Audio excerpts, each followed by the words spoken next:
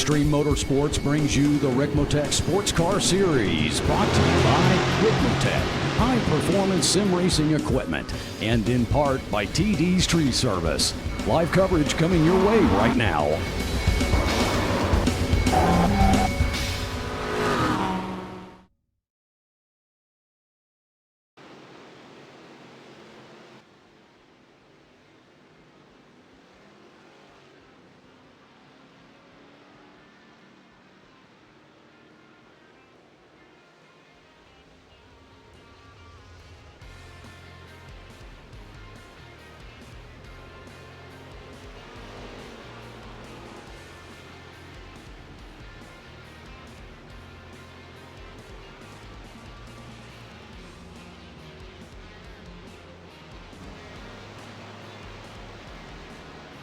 Hello everybody and welcome to Apex Racing TV and yet another brand new series here for us here on the channel.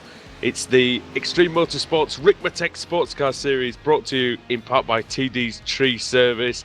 Andrew Woodhouse, Adam Bath and Alex Simpson with you. And Adam, I'll bring you in first. We're here at the Daytona International Speedway.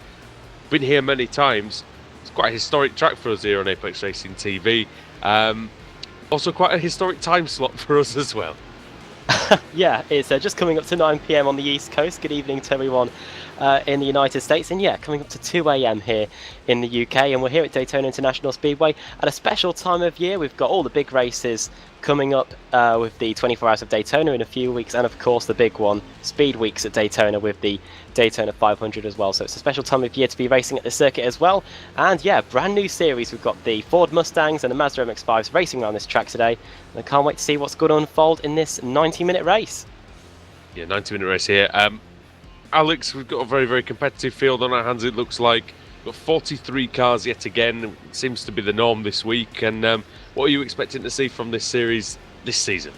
Yeah, we seem to love the big grids here at the moment, don't we? So really looking forward to this. Mustang, challenging car to actually drive, but a lot of fun once you know how to do it. We obviously experienced that very recently with that commentators challenge race that we did.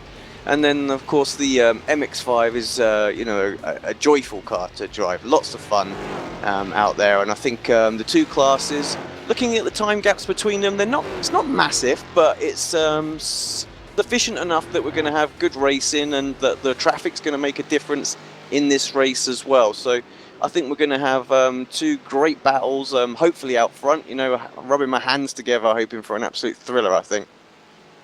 Well, this is Season 7 of the Extreme Motorsports Ricmotech Sportscar Series.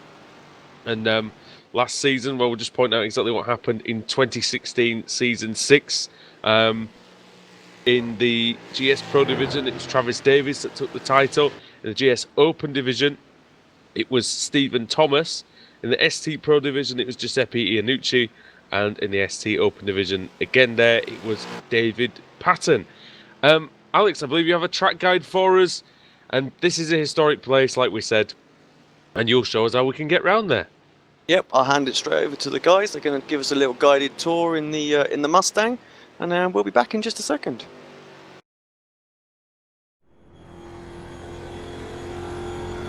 Welcome, viewers, to Daytona International Speedway. Here to do the track guide lap for you in the Mustang FR500 at this 3.56-mile road course here at Daytona.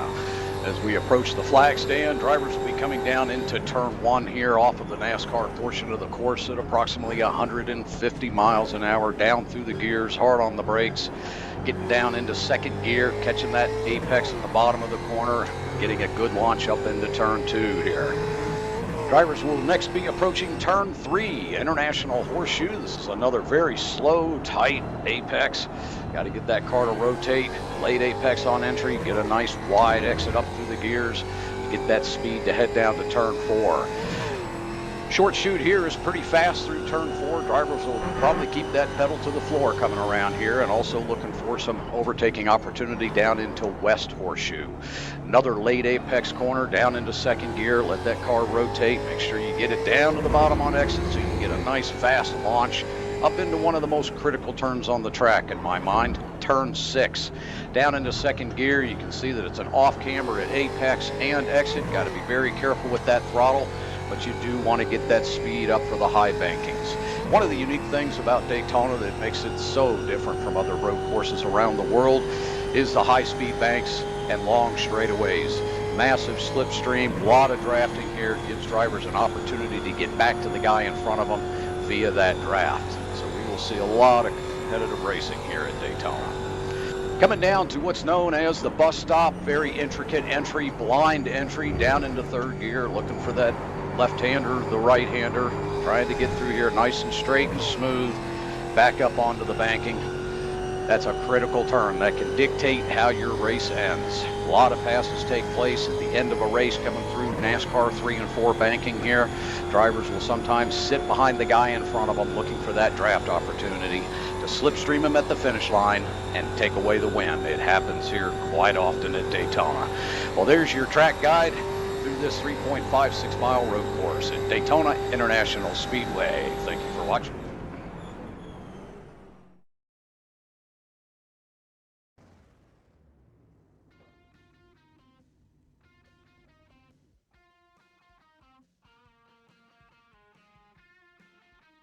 Thanks very much there to the track guide. That's how you can get around the Daytona International Speedway. Don't ask me for the information, ask them. Yeah, the Extreme Motorsports Ricmotech Sportscar Series here at the Daytona International Speedway. And we have just finished qualifying. We've got a 25-degree track temperature out there. So, Alex, fairly cool out there, mate. Will that make much of a difference here to these drivers? It's always going to help the tyres, so it's always going to be important. Long race, it'll keep them underneath them just a bit longer, so it might open up the strategy window a little bit. Of course, we've got to learn a little bit about that. Obviously, the first time we've covered the series, so I think we're just going to feel it out for the first few weeks, and then we'll start to make some calls on that. You've got, like I said, there is a pro division and an open division for each of the two cars. We will give you more information as that on that. Sorry. As the night goes on as well. Adam, if you can take us through the starting grid then for round 1 of 2017. Okay, let's have a look at the starting grid for the Extreme Motorsports Ricmotech Sportscar Series here at Daytona International Speedway, and it's a pole position in the Mazda MX-5s, or is it the Ford? It's the Ford Mustangs. There we go. First mistake of the day. It is Russell Klassen starting on pole position there. Mike Dam starting in second with Stephen Thomas in third. Clint Weiger starting in fourth with Matthew Catila starting in fifth, with Pasquale Iannucci starting in sixth, Chad Osborne in seventh, John Ehlers starting in eighth with Jeff Jacobs in ninth and Brandon Whitworth rounding out the top 10. Then Leon Wright in 11th place with Travis Davis, TD for short, starting in 12th, Russell Ruddock starting in 13th with Logan Mitchell in 14th, Tyler Shiflett in 15th with Raiden Bader Jr. starting in 16th. Jennifer McDonald starting in 17th with Kevin Ford in 18th. Scott Brooks in 19th and Richard McClure running up the top 20. James Gonya starting in 21st place with Michael Burgett starting in 22nd. Robert Briss starting in 23rd with Tori Tesla starting in 24th, and the last of the Ford Mustangs, Aaron Grosskopf starting in 25th place. Then into the Mazda MX-5. Some familiar names here from those of you that watch the BSR MX-5 series on a Sunday night. Rob Hartley and Dries Nice, both on the front row of the grid there. Then Christopher Henn starting in third with Travis Schwenker starting in starting in fourth. Fifth is Scott Kennedy with Richard Losper in fourth. And in sixth place there, David Payton starting in 32nd, John Allen 33rd, 34th, Giuseppe Iannucci, 35th, George Fike, more commonly known as Geordie Fike, then 36th, Tyler McFarlane, Mike Taylor starting in 37th, Matthew Welsenbach starting in 38th place with Edgar Sanchinelli starting in 39th, Michael Key in 40th, Daniel Kruger starting in 41st, Chris Torman starting in 42nd, and at the back of the grid, not setting a time, it is Moises Caraballo. Very much, Adam. 43 cars. Was a little bit of a job on to get that grid read out in time, so thank you for that. So we're going to roll and start here. Mustangs ahead of the Mazdas. Alex, looking at the times out there, this could be quite a well-balanced series because the Mazdas are only about 5 seconds slower, maybe 6 or 7 than the Mustangs. So we're not going to see a hell of a lot of lap traffic, at least in the early going. No, it's going to take a little while to get there, but then once it does, I think it really will spice it up. That's the thing, because it's going to take a while. Unlike what we saw the other day with the Kias coming through on the Jettas, there was like massive difference there, you know. So I think it will. I think, you know, there's going to be a lot of straight line speed advantage. So most of it's going to be done in the oval section, I would have to say. But yeah, it should still be interesting. You know, you catch a car just in the wrong place and you can lose yourself a second quite easily, I would think. Once again, thank you everybody for watching the Extreme Motorsports Ricmotech Sportscar Series, brought to you in part by TD's Tree Service. This is on Apex Racing TV, iRacing Live. I'm Andrew Woodhouse, Adam Bath, Alex Simpson with you, and we're really honoured to be bringing you this new series on our channel this season, and we'll be looking forward to it. Right then. Pole position. Sorry, go on. Yeah, just going to say pole position going to Russell Klassen. First place for him there, and pole position in the MX-5 is going to Rob Hartley. Yeah, should be able to bring you some more info on the specific classes in a second. Say that the first of the open cars is Chad Osborne, starting in 7th in the Ford Mustangs. And in the Mazda MX-5s, the first of the open drivers is, looking through quickly, is, we believe, Tyler McFarlane, who's starting in the MX-5s in 36, which is 11th in class. Okay then, the excitement's building, and as it always is when we come here, this is where we hold the finale of the British Sim Racers Touring Car Championship. And we've seen some wonderful events here over the three or so years that we've been covering that. Will this live up to it? You know, I reckon it will. So Not often we get to see any Mustangs on Apex Racing TV, so this is going to be good to watch. Yeah, the Mustang was going to roar into life any time now. The rough C-Spec pace car is going to come in any moment. Interesting how that C-Spec hasn't changed out of first gear. It's absolutely revving its nuts off at the minute out there. Pace car in. And round one of the Extreme Motorsports Ricmotech Sportscar Series is underway. Russell Klassen got a good jump. Behind him is Bike Down, Stephen Thomas and Clint Vigas. Into the first corner, always tricky. Can everybody get the braking right? Is everybody going to get through okay? The Mustangs look like they've sorted it. And who's going to get into turn one? The Mazdas. The Mazdas are about to go. Robert Hartley, he's going to bring us to the green. He hits it now. Nice start from Hartley. He should have the lead into the first corner. What's everybody else going to do? We've got Dries Nice behind, and then Travis Schwenke, Christopher Henn, got Kennedy and John Allen. That's your top 6 in the MX-5 category. It's very twisty, very tight section here. Everybody going to get through. We've got the wall on the inside. I think everybody's okay. Back to the front of the Mustangs. Russell Klassen, he's going to be under pressure. This is where the banking's going to tell. This is where the really, really long back straight's going to come into play. Might give Mike Dam the opportunity. Adam, very clean first lap, but here comes Dam. Yeah, he's trying to get a run on the exit of NASCAR Turn 2 just to get the best exit off the high line there. We saw brilliant slipstreaming in the IMSA Sportscar Series race we were doing on Sunday night. We'll see how good the slipstream is here in these Ford Mustangs. The top three very close going into the bus stop chicane. And really, the top 5 all the way back to Iannucci in 5th. Already starting to break away from John Ehlers, it's in 6th place. Remember, this is a 90-minute race. Alex, have you spotted anything out there on the opening lap? No, nothing at the moment. Everybody's just giving each other a little bit of room, feeling each other out, which is good. Probably the closest battle we've got on there is between Fike and McFarlane in sort of, where are they? They're just way down, 34th, 35th overall. And fact, if you come to the front of the category, Alex, you've got Hartley's only about 0.4 of a second ahead of Dries Nys. Also a change for position in 6th in the Mustangs. John Ehlers getting past Chad Osborne there. The Open Division driver just dropping down a position, and Whitworth and Jeff Jacobs also having a little bit of a scrap going into the horseshoe on lap 2 of the race. Travis Davis. Oh, Davis loses it. Does he keep it? No, he's going to spin into the racing line. Just about avoids it. Don't try and turn around there. Oh, just about. Richard McClure spun in avoidance, so he's going to drop down the order as well, car 84. Bit of squeaky bum time for Travis Davis, and indeed for the rest of the field in the Ford Mustang category. Dries Nys is going for the lead in the MX-5s. He's going round the outside of Hartley into the first corner. Can he keep the outside line? We see Dries Nys on Apex Racing TV many times.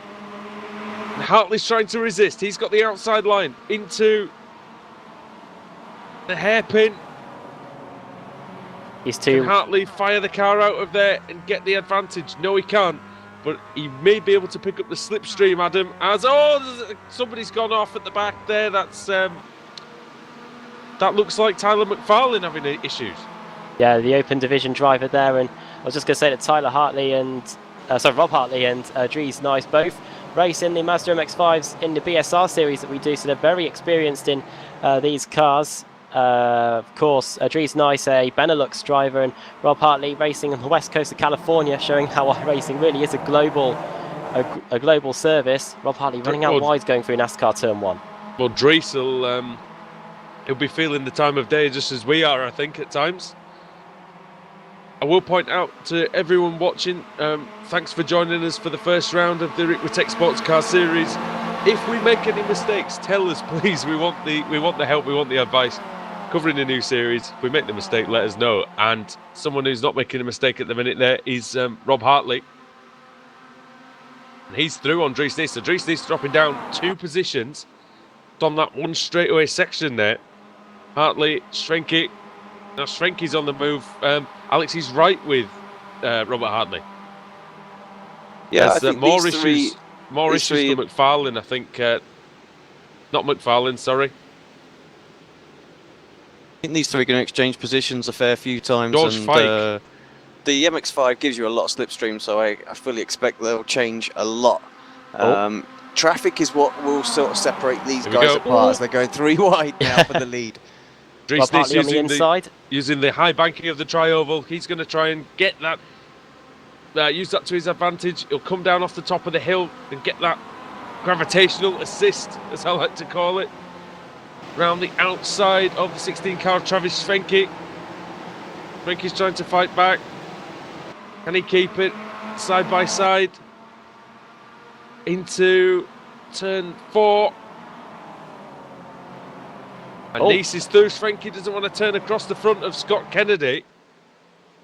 Got to switch back to the front as well, guys. There's a great battle. Mike Dam as well. Just a 1/10 of a second behind as they go into the bus stop. Couldn't quite get a move completed going into there, but definitely close enough to get a run now and down and in towards turn 1, I would think.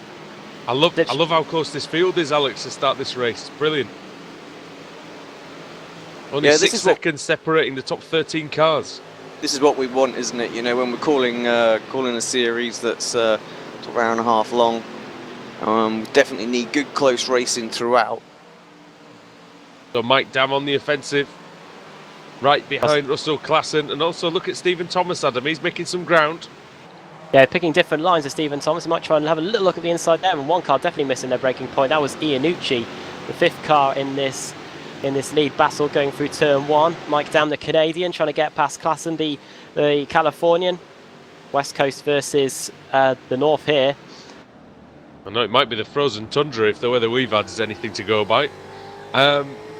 Alex, from a driver's point of view, that turn 1 here, it's quite a challenging corner, isn't it? And you've got to be careful as well when being the car in front. You don't leave the door open to get the optimum line. That's the biggest trouble, I think, around this track. There's so many of the best lines to get the maximum exit speed, so you're carrying all of that speed down the straight. Often finds you very vulnerable for an overtake. So you kind of got to be careful. You know, you kind of drive in slightly conservatively, certainly with a defensive mind, because yeah, you'd run that wide line, someone's just going to poke their nose in there, guaranteed. Here comes Mike Dam. He's closer this time, Adam. He might be able to have a move into the bus stop. It's a very difficult place to overtake, but he might be able to do it.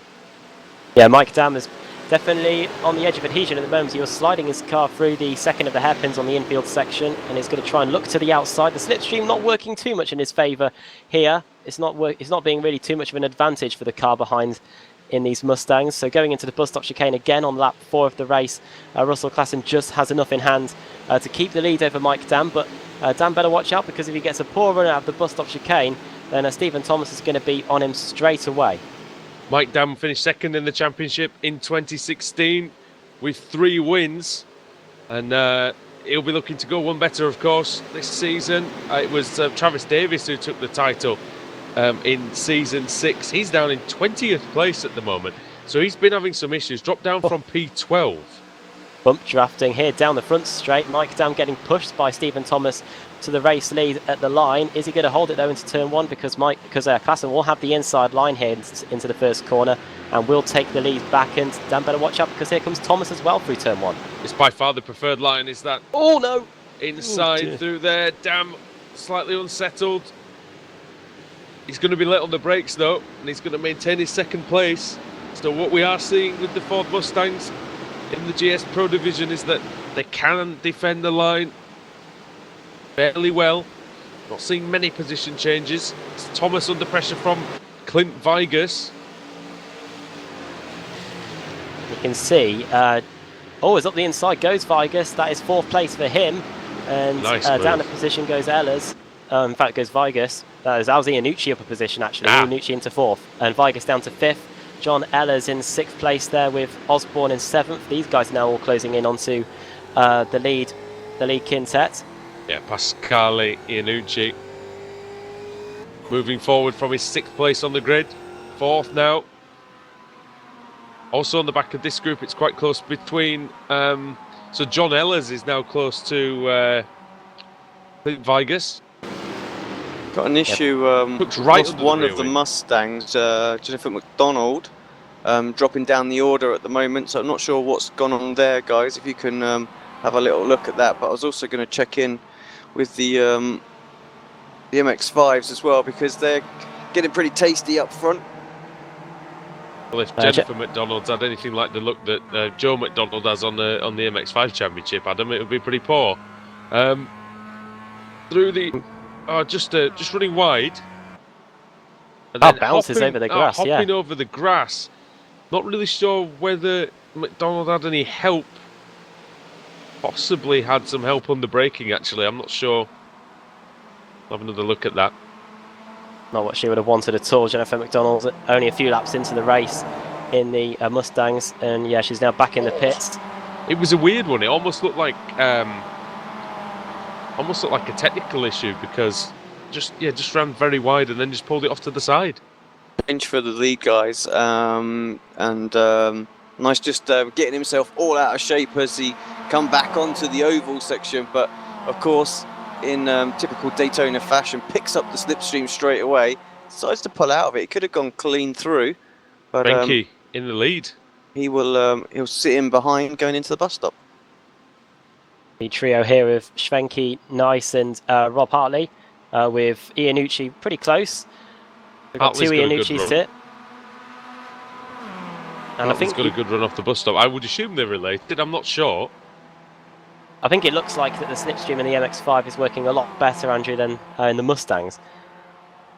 Yeah, I think so. I think that's just generally a trait of these two cars. We do cover a lot of MX-5s. It seems we've gone from no MX-5 racing, Adam, on Apex Racing TV, to having a hell of a lot of it, which is great. We do love the car. I know we're giving it some good airtime here during winter months before we have to get back to the task at hand of covering the Kia Optima, which seems to be our car of taste here on Apex Racing TV during the motorsport season. It's Iannucci going very deep in his pursuit of the 3 leaders. Do you reckon if we cover it anymore, do you reckon Mazda might give us a free one? Complimentary? That'd be nice, wouldn't it? Oh, All right, damn. isn't it? Problem for Tam. going into the bus stop chicane. Was it a slowdown penalty for him? I don't know. Oh, he lost it. He nearly lost it. He was heading towards the safer barrier on the exit of the bus stop chicane and has lost a whole load of momentum. He's now dropping down the order and is in 7th place now. Going to take a little look at that back on replay, see if we can see that, see where he lost it. Like you say, just gets a massive drift on. Just holding onto the car for Grim Light there, I think. It was like, oh, please don't hit that wall. Had to really hammer on the brakes as well. Like you say, killed his momentum. Bit of a sit and duck on that on the back straight. Well, Dam has managed to stem the flow of positions lost, as he's only in 7th place. So I mean, there's a lot of time. That's the key thing about this race. 90 minutes long. We're only about 14 minutes into the race, so plenty of time still to go for these drivers. And the thing is that the Ford Mustangs, especially the top 10, still very, very, very close together. Only 4 seconds separating Russell Klassen in the lead from Leon Wright in 10th. And it really does mean, Adam, that it's still anybody's race at this early stage. Really is, and we're guessing with a 90-minute race we could be seeing some stops during the race as well. So these Mustangs will be racing to that first pit stop, and then all the strategies will be let loose, and we'll see who'll be getting positions out of that. Iannucci gaining brilliantly the last few laps. He's up to 3rd place now, 3 positions higher than where he started on the grid. John Eller's also at 3 positions inside the top 10 for him. He's now 5th after starting in 8th. Sorry to interrupt, Adam. Hartley's just taking the lead back in the Mazda category. Now Travis Svenke's trying to get the lead again. Some multiple position changes, and here comes Iannucci. He's going to try and take advantage on the inside. Too far back to make a move, but Travis Svenke going to lead another lap here. Oh, they're sliding their way through the first corner. Is Schwenke there, and he might be about to lose out to Rob Hartley, because Hartley got a fantastic run through turn 1 here. He might need to defend here, or is he going to defend? Or is Hartley just going to stay behind? Probably wait for the straightaway sections. I think that's maybe not a bad idea. Seems to be where the majority of the overtaking is taking place in these Mazda MX-5s. Yeah, we want to see him roughing it up on the infield section as well, to be fair. But no, the one thing I do love about the MX-5, Alex, from a driver's perspective, for those who don't know, we might have a lot of our North American audience. They may not know Alex is an iRacing World Championship driver, both in the Formula 1 and in the GT3. So from a driver's point of view, you like a car that's active, you like one that's always keeping you on your toes. That's what the MX-5, this new version, the Cup version, does. Yeah, I mean, it's probably the perfect car, I think, to be in rookie, because it's not over the top. You can get some cars that are just crazy, that you constantly seesawing at the wheel. The quickest way to drive this car is still to be quite smooth, so we're seeing a change for them to the lead once again. But yeah, and also you can drive it hard and aggressive, and it won't necessarily bite you too much. But yeah, it's a good car, and from what I'm hearing as well, it's probably one of the better models that we've got out there physics-wise as well. So Mazda put a lot of time and effort in with iRacing to get it pretty close, and some of the drivers that have drove that. So Pablo Lopez, Glenn McGee, say actually it's pretty good. Yeah. It's McGee and Lopez obviously driving the car. They will have given some input, no doubt, to make that as good as it can be, and that's why we see such great racing in it week after week. As Svenke takes over the lead again, it really is going to be about if anybody can just make that little break as we're going 3 wide here again. And this time Iannucci's got a chance. Can he take them all here? He can't, of course, pass under that double yellow line, Adam, here at Daytona. Oh, and it's all going on in the other class as well right now. Let's just switch up, because look at that. Goodness me. Starting to come through some traffic as well. Who's that? Making That's it all the more exciting. Chad Osborne, a man on the move. Here he comes. Where did he come from? That's absolutely ridiculous. They're going to struggle to move up the circuit here. It's like the Daytona 500 here. Poor MX-5s are just absolutely, clenching at the moment, I think is the right... Oh, there's the first crash. Osborne and Stephen Thomas. Thomas, who was running second for briefly. And Iannucci's lost a whole load of ground as well. He's down to 3rd place. And John Eller's the big beneficiary of this, up 6 positions. Stephen Thomas, last year's Open Division champion. Spinning out there. Alex will be able to get a replay of that, maybe? Or is it not safe to get one yet? Yeah, we've got it coming up now, just up in the blimp just so we can sort of see what happened there from a sort of area point of view. Unfortunately, there was an MX-5 on the inside, and it just all compressed down, 3 into 1. Just didn't go. The guy on the outside didn't leave enough room for the second Mustang there. So sorry, I'm not 100% sure yet. So of the names. Borrow a sentiment from a well-known movie. Those MX-5 drivers would have done well if they'd have worn the brown pants tonight, I must admit. More problems for Pasquale Iannucci on this lap. He just went off at the second of the hairpins and he's now dropped down to 8th position. So Iannucci, who had been on the move, is now down to 8th place. Still in there though, that's the thing. I wanted to pick up as well, and I wonder if anybody in the chat can confirm this. I'm guessing they are, but are the Iannucci guys brothers? Got one in each class. Do they want to take the win each? They're certainly giving it a good shot. That'd be a great start for us. Giuseppe Iannucci did actually look at win this at the front as well. MX-5's getting nice and tasty once again. Darting left and right. Now it's a 5-car group, and who's the interloper? Is it Christopher Henn? It is. And then you've got, in fact, it's just drawing closer together, isn't it? David Payton, Tyler McFarlane, Richard Losper. We did have Scott Kennedy in that group as well. What's happened to Kennedy? Oh, they're Was he running involved in that first corner crash? No. Some There's damage 8 cars just there. off this You know, group, top so 8 in class really are all nip and tuck at the moment. Kennedy is in 9th place in the Mazda MX-5s, 3 positions lower than where he started. I think the scoring just didn't update itself, so it looked like they were on pretty much the same time with the leaders. Giuseppe Iannucci, incidentally, did win the ST Pro division last season in 2016 with 5 race wins actually as well. Sorry, Adam. Yeah, I was just going to say, Rob Hartley hounding the back of Iannucci going through the second of the hairpins. I think Schwenke's not going to be able to escape at all. At the back of that group. Was it Henn? Yeah, Richard Losper getting through on Christopher Henn. So Henn's had a poor lap so far then. He's lost 4 places. Let me just see what's happened there. I wonder if he went off at the first corner or somewhere in the infield section, because he was coming across the line. He was in 29th. He's still there though, isn't he? You know, tucked right into the draft. Not really a problem. You know, while these guys are battling at the moment, you know, they're not going to get away. So they're losing a little bit of time here and there. So. Scott Kennedy without the slipstreams isn't about a second lap, by the way. Sorry, Adam. I was just going to say, it's so tightly compacted in that group, then I wouldn't be surprised if Scott Kennedy just got muscled out by some of those guys. It was so close across the line, as it is in the overall lead again, because here comes John Ehlers. He wants to get another position. He wants that lead going into turn 1. Russell Klassen really not putting a foot wrong all race so far. John Ehlers wants to get that lead. I'll tell you what, guys, they're not too far away from lapping that lead pack as well in the MX-5. So any second, really, I think, give it half a lap or maybe next lap. Where are they? No, they're about 10 seconds behind. So 2 more laps, and the lead groups are going to come around each other. Let's hope that we don't see a repeat of what we saw just a few laps ago. But yep, a change for the lead here for sure. Potentially, John Ehlers on the outside. Russell Klassen on the inside. Who's going to be the last of the late breakers? It's going to be Klassen. There's a spin in front of them as well, look. McFarlane. That's Tyler McFarlane having some more woes. And now his woes are going to be compounded here, because here come the Ford Mustangs. Yeah, they're going to lap him here. Klassen up the inside of the car 89 going into the horseshoe there. And Ehlers will get through as well. Just an idea of the lap times we're doing here. 2:03s in the Mustangs. The leaders in the MX-5s doing 2:11s as well. So a good 8 or 9 second difference between those guys. Yeah, that's higher than it was in qualifying actually. So that's quite interesting to see.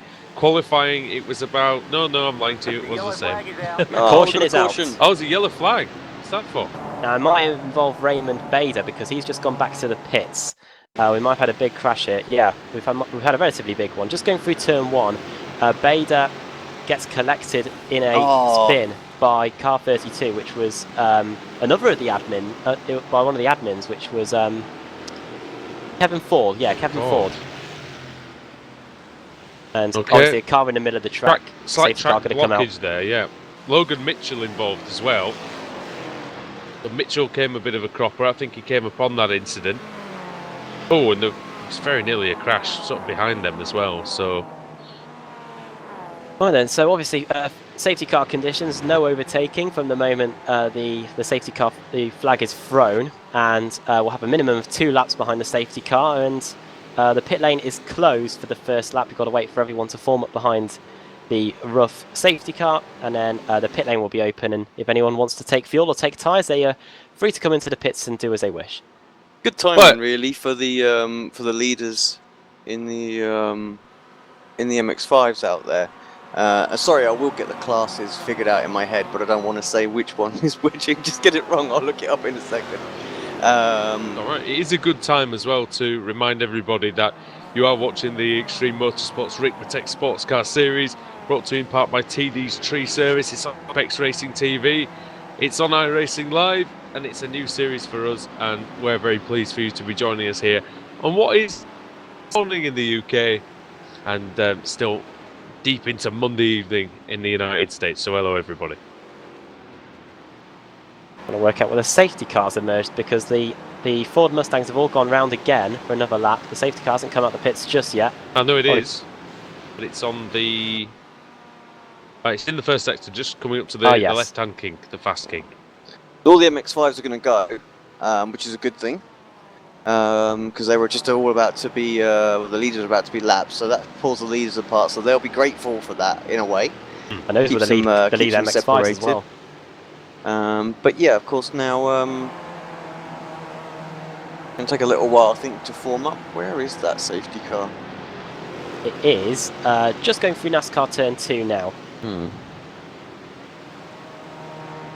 Neutralised the race after about 24 minutes. Just getting a little comment on here from on the chat from Steve Baxter as well. Just asking about that one being a safety car, because comparing it to what we see on probably a Thursday or a Saturday, Sunday night with the Kias, I think he's quite right there. That would be a perpetual caution if it was classed on the same level. But when the racing's been as clean as we've seen like that, there was a potential track blockage there, so I think it probably the right call.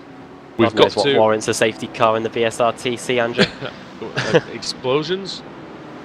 Well, I'm not sure. A hole in the track. We've got to give a shout out to a very dedicated man, which is iRacing Road Pro Series driver Pascalis Georges, who is staying up at 4:30 when he's got work at 10. Well, that's dedication for you, Alex. You'll be happy with that, won't you? Yeah, that's it. I'll happily take the view count. Thank you very much, sir. Hit that like button for us while you're there. That's it. In true YouTube style, we should tell them to smash the like button. Right, let's have a little quick rundown of the order then under the safety car period. Russell Klassen leading, with John Ehlers in second place, Clint Vigas in third in the Ford Mustang category. Then it's Mike Dam, Brandon Whitworth in fifth, sixth is Jeff Jacobs, seventh Pasquale Iannucci with Leon Wright in eighth. And there's a pit stops, is there? Yeah, Russell Klassen, the leaders are all coming in, so we're going to have a NASCAR-style race off pit road here. They are in the pit lane. I didn't even notice that. Sorry about that. Yeah, we will. We'll get a race off the pit road. This might be actually time to use the pit lane cam if we have one. Yep, we do. Could actually be really interesting, couldn't it? Because yeah, and that means the yellow has been extended for another lap. Oh, look at that! Who's that? Mike Dam flying into the box. Pretty much the only car staying out. Michael Bergetta stayed out. He's the only Mustang to not pitted on this safety car. Neither is Robert Brist. Might be able to get some of them into that lead group though. See now if you are in the lead. Oh, look at that! That's Clint Vigas first off first, isn't it? The pit lane. So a good stop there. Russell Klassen next away. Then it's John Ehlers, Brandon Whitworth, then Iannucci, then Jeff Jacobs, Leon Wright, Mike Dam in 10th out of the pit lane, then Tyler Shiflett, and then Russell Ruddock, Chad Osborne, Stephen Thomas, Matthew Katila, and Travis Davis coming out the pit lane now. Yeah, it was Davis, wasn't it, at the back of that group. Have a look. It was Stephen Thomas who was quite late out of the pit lane, but imagine that's just because of his issues that he had earlier on. But a great stop by Clint Vigas to take the lead. He'll be very happy with that. I wonder if that's a NASCAR style 2 tyres, Andrew, because he was only 17 seconds in the pit box compared to our race leader Russell Klassen, who was in the pit box for 23 seconds. It is possible, isn't it? And I think, Alex, I don't know about you, but Just fuel. round Could here, be just fuel, you know. could be Only a just short fuel, stint, short stint there. So, But as well, if you did take 2 tyres, potentially rears, you could get an advantage around here with being a lot of traction zones, not really a lot of load on the yeah, fronts. it could be. I'm not too sure. I think you'd still want to keep the balance intact. I think it's more likely to be none or all. But Yeah. again, I'm not really 100% sure on how long the tyres are going to last. So, again, this is what I say from the start. We kind of got to feel the series out a little bit and see what people do with strategy. So, yeah, maybe we haven't quite got enough fuel even to make it from here. Maybe the hour mark, it is possible to make it all the way to the end. But if the drivers know there's a guaranteed pit stop, then perhaps he's going to go and get track position right now, and then have that little splash with some tyres later on. But again, we'll have to wait and see. I think the more we watch this series, the more we'll understand it a little bit and try and work out the strategies that are going through sort of the crew chief's head. We did see a win for Clint Vigus in 2016. So he'll be looking to make it 2 wins in the consecutive seasons. Michael Burgett and Robert Briss, then the 2 Mustangs that didn't pit during this first safety car period, New Yorker and a Midwestern, both 21 positions higher than where they started. Interesting strategy here. Don't know what they're going to be doing, because I can only presume they're hoping either for more safety cars or they've got something up their sleeve here. I'll say, because there's a long time to go, still an hour, but again, we're not too sure. There will be a reason behind it, I'm sure. Maybe they just want track position and nice clear air on that Ford Mustang. It's never a bad decision, is it, to stay out and get in some places. Also, here comes Burgett into the pits. A few more now, in the so pits. Yeah, he's going to come in along with, is Robert Brist also in? Yes, he is as well. So the 2 leaders, there you go, justifying, making me look like a fool anyway. They're coming into the pits. You fool. There is a 30 incident limit for this. So in the 1 hour and 30 race, again the pace car remains out until the pit stop window has been carried out. Alex, what observations have you got from the first stint of racing tonight? Just how close everything is, to be honest. I know Daytona lends itself to quite good racing, so we'll see as we swap and go to different circuits. But so far, the league looks very, very competitive. Obviously, we've got 2 different classes, and then within those classes, we've got 2 different sort of sections in there as well, haven't we? So, who was that coming out of the pits? Got a wheel on the grass. I think that was Baguette there as well. So, any issues? But yeah, so I think this is going to be an interesting series. And when you have a league like we have with like the BSR, you want it to be tight, don't you? You don't want runaway winners and things like that. It makes it all the more exciting for us. And of course, I'm not going to. It's gone 2 o'clock in the morning. It's 2:30. It's 23 in the morning here. So we need that excitement, don't we? Yeah, we do indeed. We want to be watching a great battle to the end.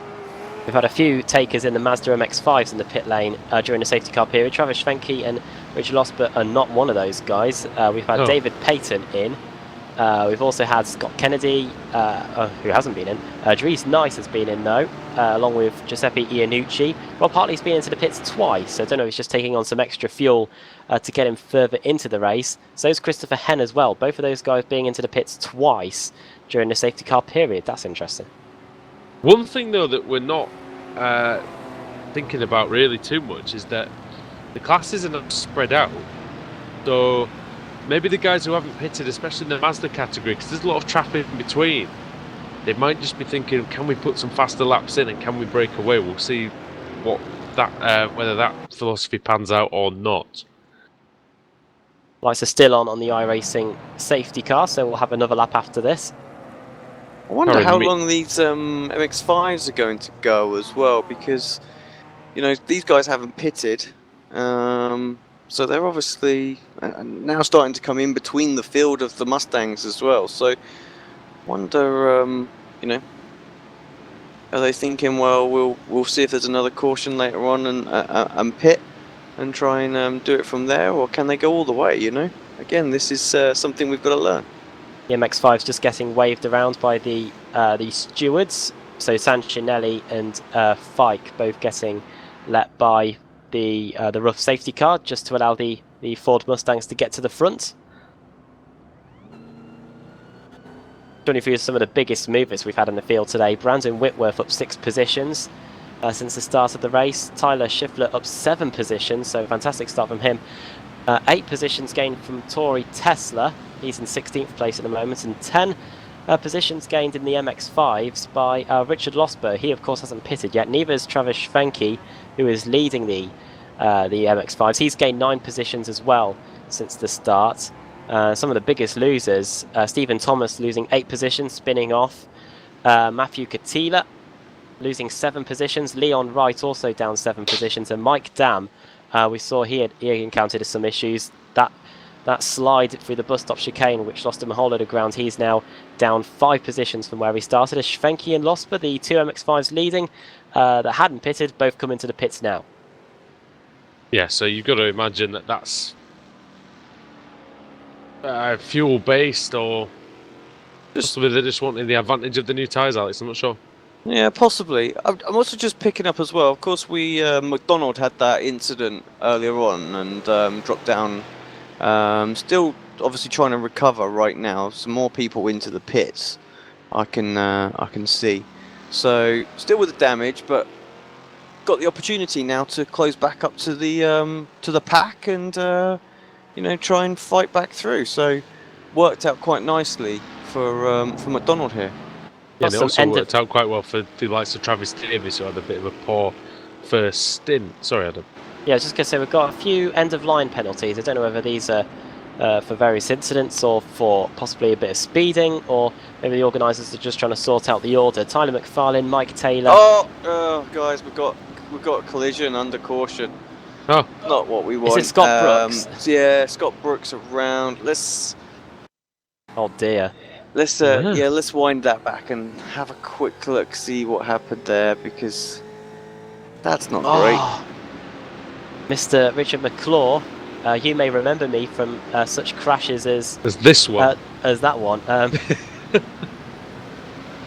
Going into the back of. Oh dear, yeah. They just all checked up, didn't they? And poor Scott just gets absolutely rammed from behind. Bit of damage there. That's unfortunate. I don't know how that's going to affect the car. It was straight. Just looks like it's tracking straight. Yeah, just looks like he's took a massive hit on the back. So that's unfortunate. Just to finish those end-of-line penalties, McFarlane, Taylor, Payton, Key, Allen, Torman, Nice and Iannucci have all been given end-of-line penalties. Will there be any more after that one? I'm not sure, possible. We'll see about that. I think everybody's been into the pits now. And the lights are off on the safety car. Lights are off on the safety car. Adam, if you could take it away from me. Okay, so we're not too long now before we go back to green. Just about to head into NASCAR Turn 3. Running order: Vigas, Gleason, Ehlers, Whitworth, Iannucci, your top 5 there. And your top 5 in the MX-5s: Payton, Nice, Iannucci, Rob Hartley, who's been into the pits 3 times. I wonder if he's trying to think of making it possibly from here. Wonder why he's going into the pits so many times. And Schwenke and Losber. That rounds up your top 6 in the Mazda MX-5 as Clint Vigas now just negotiates NASCAR Turn 4. We're going to go back to green flag racing with 53 minutes. Lights are back on the safety car. Yes. Yeah, no, we're not. I just heard the call just to say that we're not going green. So extended caution period. Yeah, I'm not sure quite what's going on there, but I'm guessing because of the incident, really. So just trying to sort that all out. Yep, and I know the MX-5 is pretty good on fuel generally, isn't it? So if fuel is an issue, then might mean that one lap extra might be able to just eke out a stint, or maybe they just want the tyres to be as fresh as possible. Who knows? Yeah, possibly. Yeah. I really want to hear that pace car blow up. Tell him to shift up into second gear. Yeah, exactly. Come on, second, third gear, use them. You know you want to. I think he's trying to. The rough is trying to use up as much fuel as it can. I think, whilst these guys are trying to save fuel. Yeah, Rob Hartley and Chris Hent, the two MX-5s that have been into the pits 3 times during the safety car period. And Rob Hartley, even though he's been in 3 times, is actually leading the category. Right, so Hartley. Last one was out very okay short, him, wasn't it? So yeah, Yeah, not sure 6 what second that stop was last about. time around.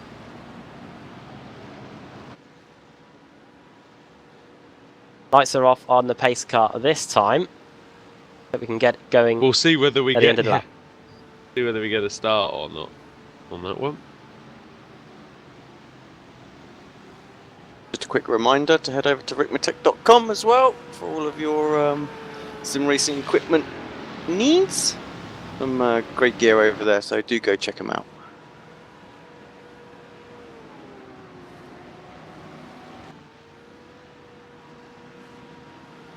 Right then, what can Clint Vigus do? Got the lead in the pits. Will he be able to keep it? Alex, restarts just as important really as any other part of the race here in these sort of tracks. Very much so. You know, you need to. I think what we've seen in the past is when people try and back up from behind the safety car, go and then have to check up again. As long as we don't see any of that, we're going to have a good restart here, I'm sure. We've seen several humorous we've seen escapades with that some one. doozies, haven't we? There's some great ones, isn't there? We need to do a montage of those at some point, I reckon, because there's some great ones in the past. We had some at Monza, Interlagos. Donington, there was a great one at Donington, wasn't there? I can't remember who it was. It was in the club series, I think. Somebody went far too early, and that's a break before the last corner. The whole pack, trying to get hammered on the brakes. Dear. Of course, thankfully here, I think the drivers here will get a clear line of vision for the safety car coming into the pits, and the safety car is going to go out for another lap. Just been told the lights are going to go back onto the iRacing safety car. Okay. Well, we'll just take this moment as well, just to remind everybody to do the social media gig for us. If you haven't already done, please hit that like button. It helps us a lot on the video. And if you're not already following us on Facebook and Twitter, then please go ahead and do that.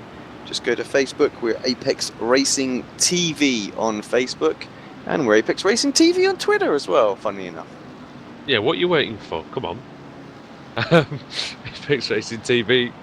And you know what happened then? Like, we've got like James and Pasha here at 4 o'clock in the morning because we're at crazy times. We'll be dinging your messages all the time when you're at work, because all the European series will be going live.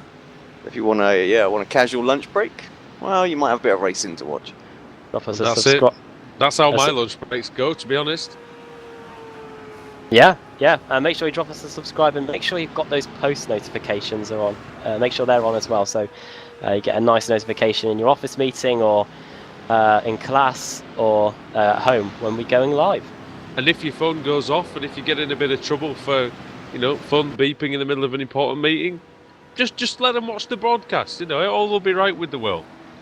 We were live in a pub in Doncaster apparently last night, so everything goes on. Let's have a quick look then at yes, indeed. So yeah, I don't know how we're going to. Don't know whether we're going to go green this time or not. We do have the lights off again on the safety car, so some more. I think everybody's sort of formed up as well, haven't they now? I think so. We did have some end of lines again to dish out, so I wonder if that's just what's been taking the time. But one thing it will do is it's going to keep the tyres relatively cool for these guys. It's going to obviously extend the stint length in terms of the rubber. They hopefully can save a bit of fuel as well. But yeah, we'll see what happens now, and we'll see how Clint Vigus decides to treat this, or whether race stewards are going to give us more yellow flag action, so to speak. There's been quite a lot of action in the caution period, though. Pit stops, as if there was a crash. end-of-line penalties. You know, it's not dull. Welcome back, the latest driver to receive an end-of-line penalty. Also take the time to remind you that coming up later today on Apex Racing TV, or tomorrow in the case in America, 3 p.m. Eastern Time and 8 p.m. UK time, we've got the first race meeting of the BSR Formula Renault Series. I'm starting to lose my voice here. The BSR Formula Renault Series at Sebring. The chase for $35,000 is going to start, and we're going to be finishing that championship hopefully at the Euro Sim Expo at the Nürburgring later in 2017. Yeah, Alex, big things in the works there. Crazy competition, that one. Huge amount of prizes up for grabs there as well. I think we've got close to about 10K's worth of prizes that are being given away in that series as well.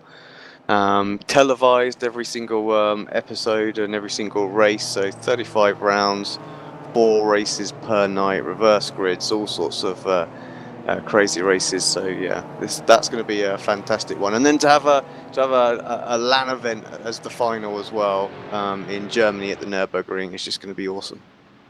We were at the Sim Expo in 2016, and it's a great trip for anybody, whether it's from Europe, America, wherever you are in the world. You get to, you come to one of the most historic circuits in the world. Get to meet everybody. We met some of the iRacing staff. It was great to put faces to names and things like that. There we go, guys. But yes, this time we are going to go green. So what's Clint Vigus going to do? When's he going to hit it? Now's the answer. There you go. Green flag racing here again at Daytona International. I just wanted the racing to start. The racing was so good in the first stint. Hopefully we get more of it here. So Clint Vigus leads. Russell Klassen, long-time leader, in second place now. John Eller's in third. Fourth, Brandon Whitworth. Fifth, Pasquale Iannucci. And Jeff Jacobs in sixth. Let's have a look at the Mazda start. They're away already. Hartley. No, they're not away. They haven't started yet. Hartley's going now. Frankie in second, Losmer third, Nice in fourth, fifth, Payton, and Giuseppe Iannucci. Look at that move. Going to go around the outside of Nice and Payton. Can he make it just stick? Like any track, you can only go to the outside if you're going to pass before the start-finish line. Oh, that's 3 wide going into to turn 1. That was Payton on the inside, wasn't there. it? David Payton, last season's Open Division champion. And Hen trying to get up the inside of car 64 there, which is Payton going into the horseshoe for the first time under green flag conditions. Christopher and, Hen, yeah, he's nice sorry, that's a nice move there. Yeah. Ford Mustangs going back onto the banking for the first time since the safety car came in. More problems for Kevin Ford, it looks like. Don't know what's happened to him. He's off again, so he was responsible for the first caution earlier. And I think he's just pulled it off to the side of the road. I'm not surprised, Adam, your voice is going. We've had a lot of action on the Apex Racing TV over the last week or so. Yeah, And this has been one of the best races we've had so far. Round 1 of the Extreme Motorsports Ricmotech Sportscar Series, brought to you in part by TD's Tree Service. We're really pleased and honoured to be bringing you this series. And what a race we're having so far. We've seen a very action-packed start. Here comes Klassen for the lead again. Because of the safety car, and hopefully we're going to have a fantastic second half of the race. Russell Klassen, long-time leader of the first stint. Who was it who led that lap? It was Klassen, just by 1/100th of a second. Round the outside he goes into the first corner. Clint Vigus trying to keep the inside line. Can Klassen fire it out of the first corner and stay side by side with Vigus? He can. He's going to take it surely. Is he late on the brakes? Is he going through? Yes, he is indeed. So well played there, Russell Klassen. Oh, good exit by Vigus. He's touched right underneath the wing now, Alex. Might be able to have a go. To the MX-5s, guys. Sorry, you need to switch up and take a look at that. Iannucci literally pushing Travis down that straight right now. 2-car tango then from Iannucci and Travis Frenkie. We have seen it end in tears many times before. Hopefully not for these two. Oh, side by side, Kennedy and Hen. Wide goes that Peyton? No, it's not Yeah, that Peyton. is. It's it is. Yeah, The it is. red roof. Yep. And side by side behind him, car 31, that Repsol Kennedy. livery Oh. car of Mike Dam dropping down the timing screens, guys. I think that is that just a connection problem? Well, I think it is a connection yes, problem it is. because Sparks are Been in flying the, everywhere. been in the geez. fence, has he? No. Well, Oh, yeah, let's hope he's Well, he's still there. yeah. His connection was dragging him by his fingernails across the wall there. Oof. And some It serious looks damage to the special. front I right know we of his get car. fireworks if it's at night here, but we had fireworks down that straight there. Yep. And Dam is down to. Still in 7th, Oh, it yeah. looks like 7th place. Yes, so Tyler Shiflett is just the man behind him. And then it's Russell Ruddock, Chad Osborne. These guys will be hoping they can really stay on the back of this group. So far, then dropping off the back of this pack is. Oh, here So come yeah, the... no, we've got Travis Davis, we've got Matthew Katila, and Stephen Thomas. They're all still roughly in contention there. Iannucci just getting back past Travis Benke going into the bus stop chicane. So that is Iannucci back to the front there. I think Schwenke will get a good run out of the bus stop chicane, and even though he's quite far behind, look at the way he's able to eat into that gap. Just the slipstream and the run on the exit, and the speed he's got in that Mazda MX-5. It looks like he's going to take the lead before they even get off turn 4. Yeah, it has. And so Iannucci's going to come down and try and tuck in. It's a hard strategy, Alex. What do you think? What would you do in this position? You know, would you try and take the lead at every possible opportunity, or I mean, what's the best way? I think as long as you don't get shuffled too far back, I think that's the key thing here, because there's quite a big pack around. So Reese nice you're around the going outside. you're going to want to stay in the first couple of places. So if that means you have to go for the move down the straight, then so be it. As long as it's not costing you any time. But look yeah, at that. I would almost be inclined just to sit tight, you know, behind if fuel and saving tyres is going to be key and important. You know, try and save as much fuel as you possibly can in the pack. So if there is a green flag pit stop that needs to be done, then you've got less fuel to put in. If you can get 2.5-3 seconds away, you know, because of less fuel, you've done all that fuel saving, well then the drivers can't slipstream you anymore, can they? So that's your chance to break away. So there can be some strategical driving. I'm imagining this takes a fair bit there to fill, doesn't it, this MX-5? Well, A fair bit of time, I would imagine. think they do, yeah. I think it's not as quick as obviously most cars, because they're not designed to be refueled, to be honest. So every sort of battle for, half litre you save is going to save you seconds and seconds in the pits. Exactly, yeah, because it's such a slow car to fill. So Clint Like Vargas the Kia. having to defend his second place here as well. So John Ellis.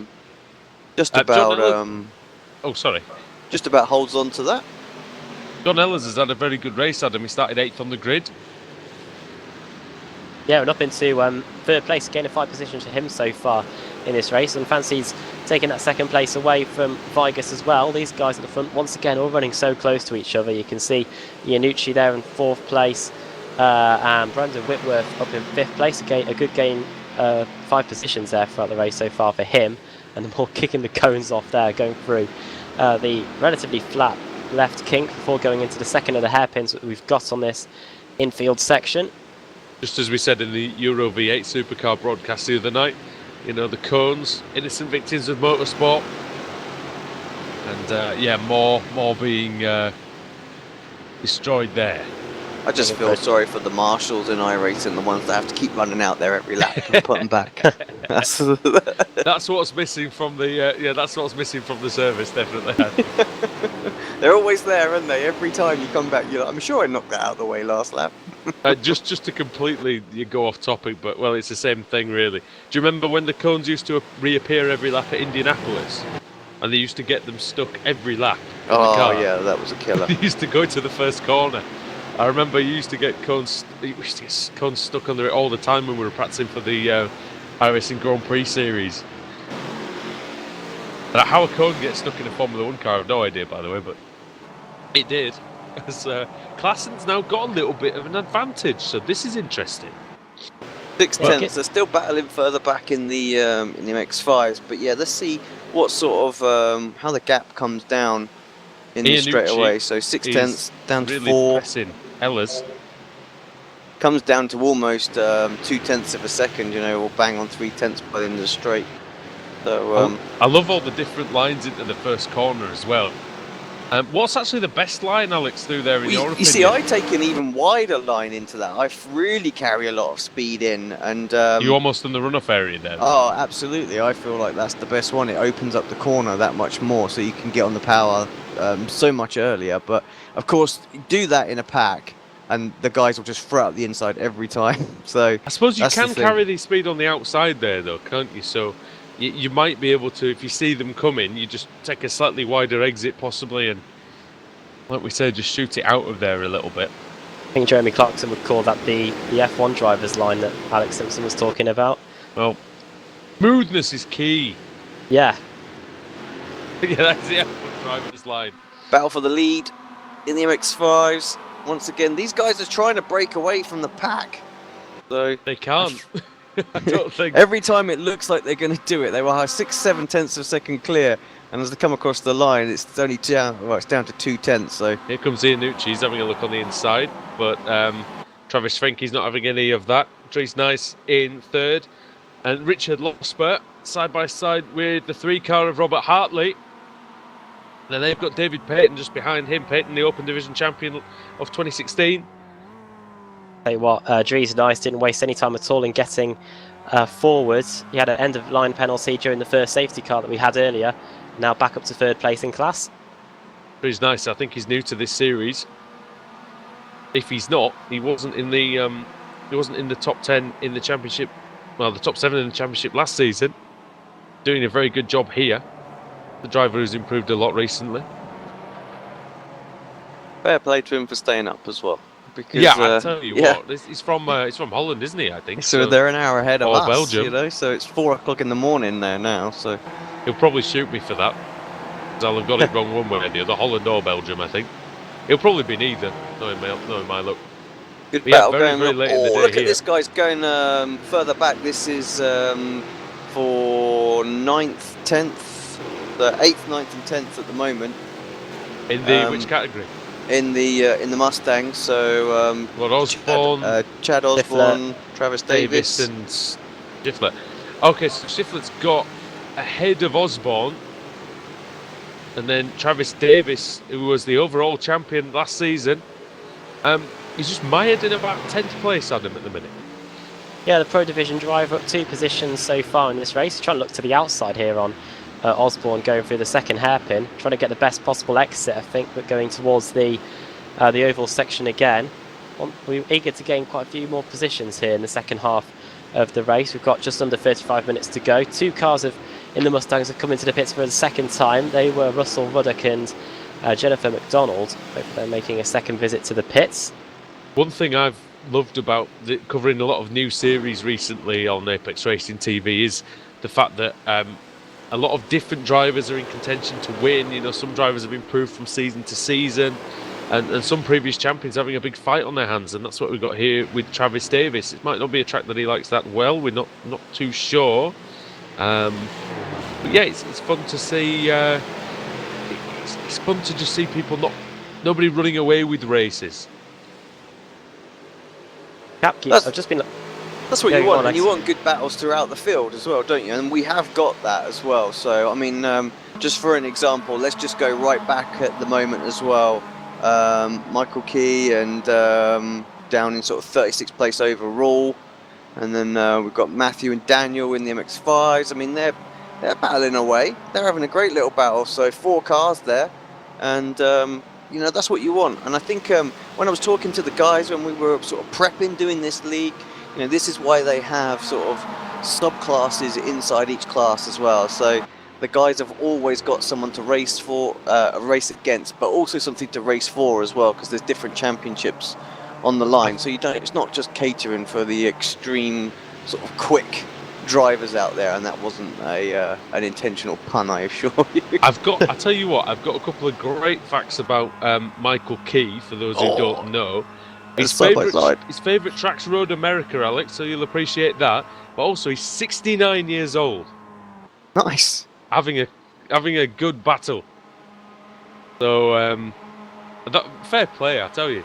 Fair play. Brilliant. He was third in the Open Division last season, so tell you what, fight like a fine wine. It's Mr. Key.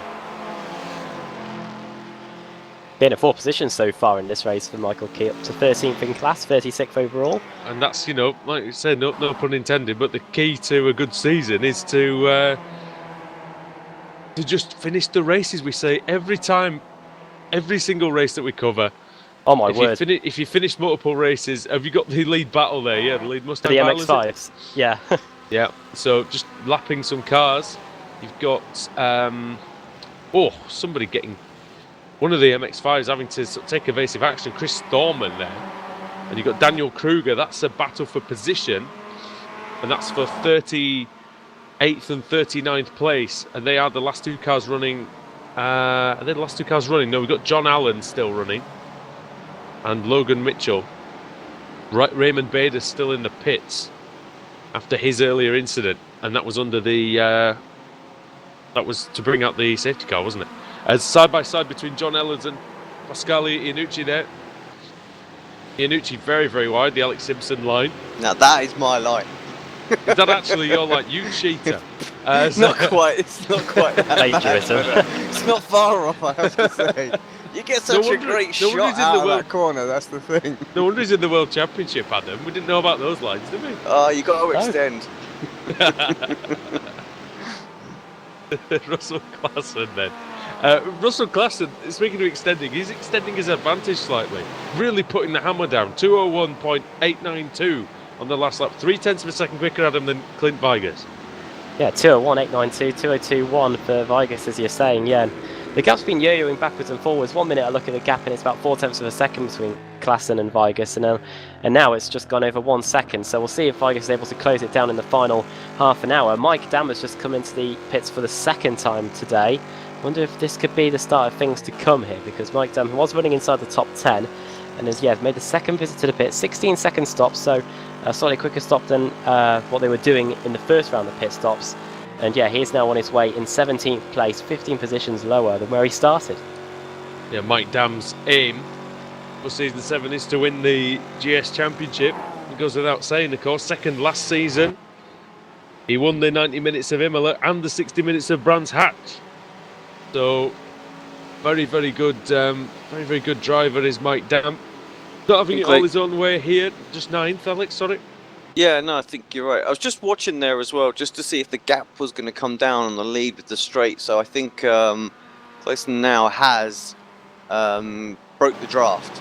So he's definitely got an opportunity to scramble away right now. They're starting to lap the MX-5s as well, as here comes Ehlers to try and take 2nd place away from Vigas. Mike Taylor in 35th place.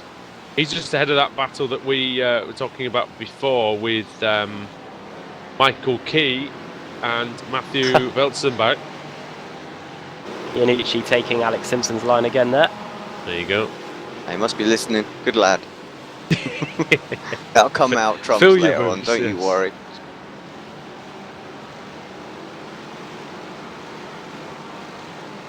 There's a good little... you mentioned it earlier on, but Mike Dam and James Goyner here just having a little battle side by side. Who's going to get this one into turn 1? This is for 16th and 17th of exchange position, twice on that straight. And James just taking lots of momentum into that corner, gets a little drift on, but keeps the car under control and picks up that position, or retains the position, so we say. Did you say Dam had just been in the pits, had he? Yeah, Dam had just been in the pits, yeah. Okay. No! And curse to the commentator there. But James Gonnier up into the wall, and that is one of the Open Division drivers in strife there, and the car smoking heavily. And Gonnier is a goner. It didn't look like contact there, but it shot off to the left like there was contact, didn't it? Strange, just a huge tank slapper on the exit. A big twitch, yeah. It's possible in this car, but just to go over the schedule then that we've got for this season, we're going to be running all the way through to April here on Apex Racing TV. Next week, we've got the Sebring International Circuit. Then it's off to Laguna Seca, Spa-Francorchamps, Pocono. That's a road course, by the way, at Pocono. Autodromo Nazionale Monza, Barber Motorsports Park, and then it's the Le Mans Circuit in March. Circuit of the Americas, Zandvoort, Virginia International Raceway, and finishing the season at Road Atlanta with a 90-minute race again. Russell Klassen into the pits, race leader in for his second pit stop of the day.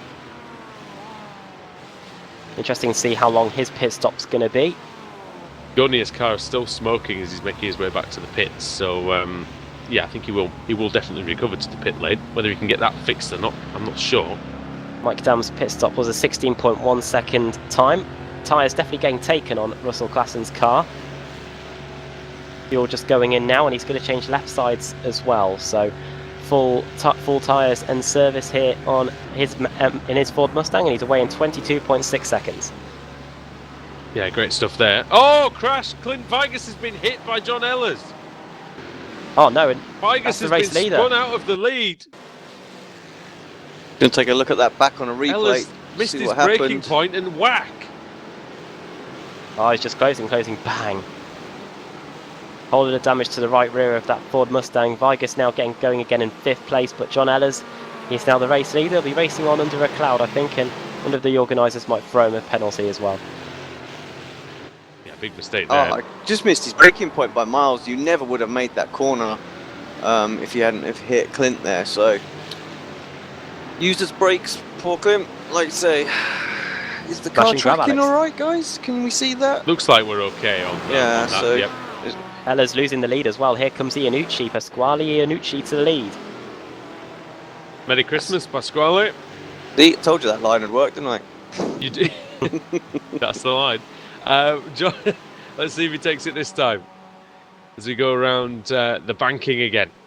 Who's going to be pitting on this lap then? I wonder if Russell Klassen's going to have any issues with traffic now that he's come out of the pits. We'll see if anybody comes in. Alex, would you... Well, you're watching them, or we'll just switch to the action that's going on in the MX-5s, because... wait a minute, Ehlers might be going for the lead here, just a second. No, he's not. Iannucci defends the inside, takes the more conventional line this time. Okay, let's go to the MX-5. So the lead battle. David Payton's just taking the lead off Dries Nice. Yeah, great little battle, so...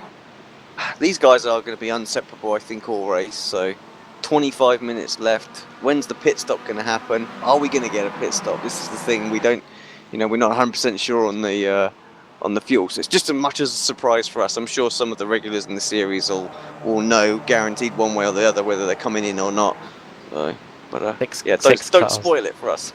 6 cars all together here in the Mazda MX-5, from Payton leading all the way back to Christopher Henn, who is in 6th place in the Mazda MX-5s. Alex, I'm on board with Giuseppe Iannucci, and 2 things stand out is just how great this Mazda sounds, and also we'll see the amount of slipstream he can get.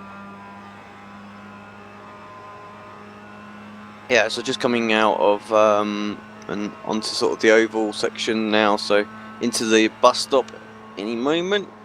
Where is he braking for that? Sort of just before about sort of 2.5 mark. Good line through there, hitting all the curbs. You have to be careful of the one on the left. That's the one that can give you the off track. Quick through there, gets a reasonable exit too. I'm expecting these 4 cars to bunch up, or maybe 2 by 2 again going into turn 1. This car sounds a lot meatier than the old MX-5, doesn't it? Yeah, I think it does. I'm not sure how much quicker it is. I think even in the sort of round like Lime Rock, they're still very similar. Oh, into the pits. Dives in, great onboard footage there. You can see him flying into the pit lane. Must have known he was on telly, Alex, that's what I think.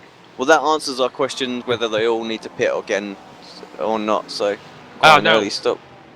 Brandon Whitworth, Jeff Jacobs, Clint Vigas, Travis Davis, all in. Some of the main contenders. Brandon Whitworth actually worked his way up to 4th place.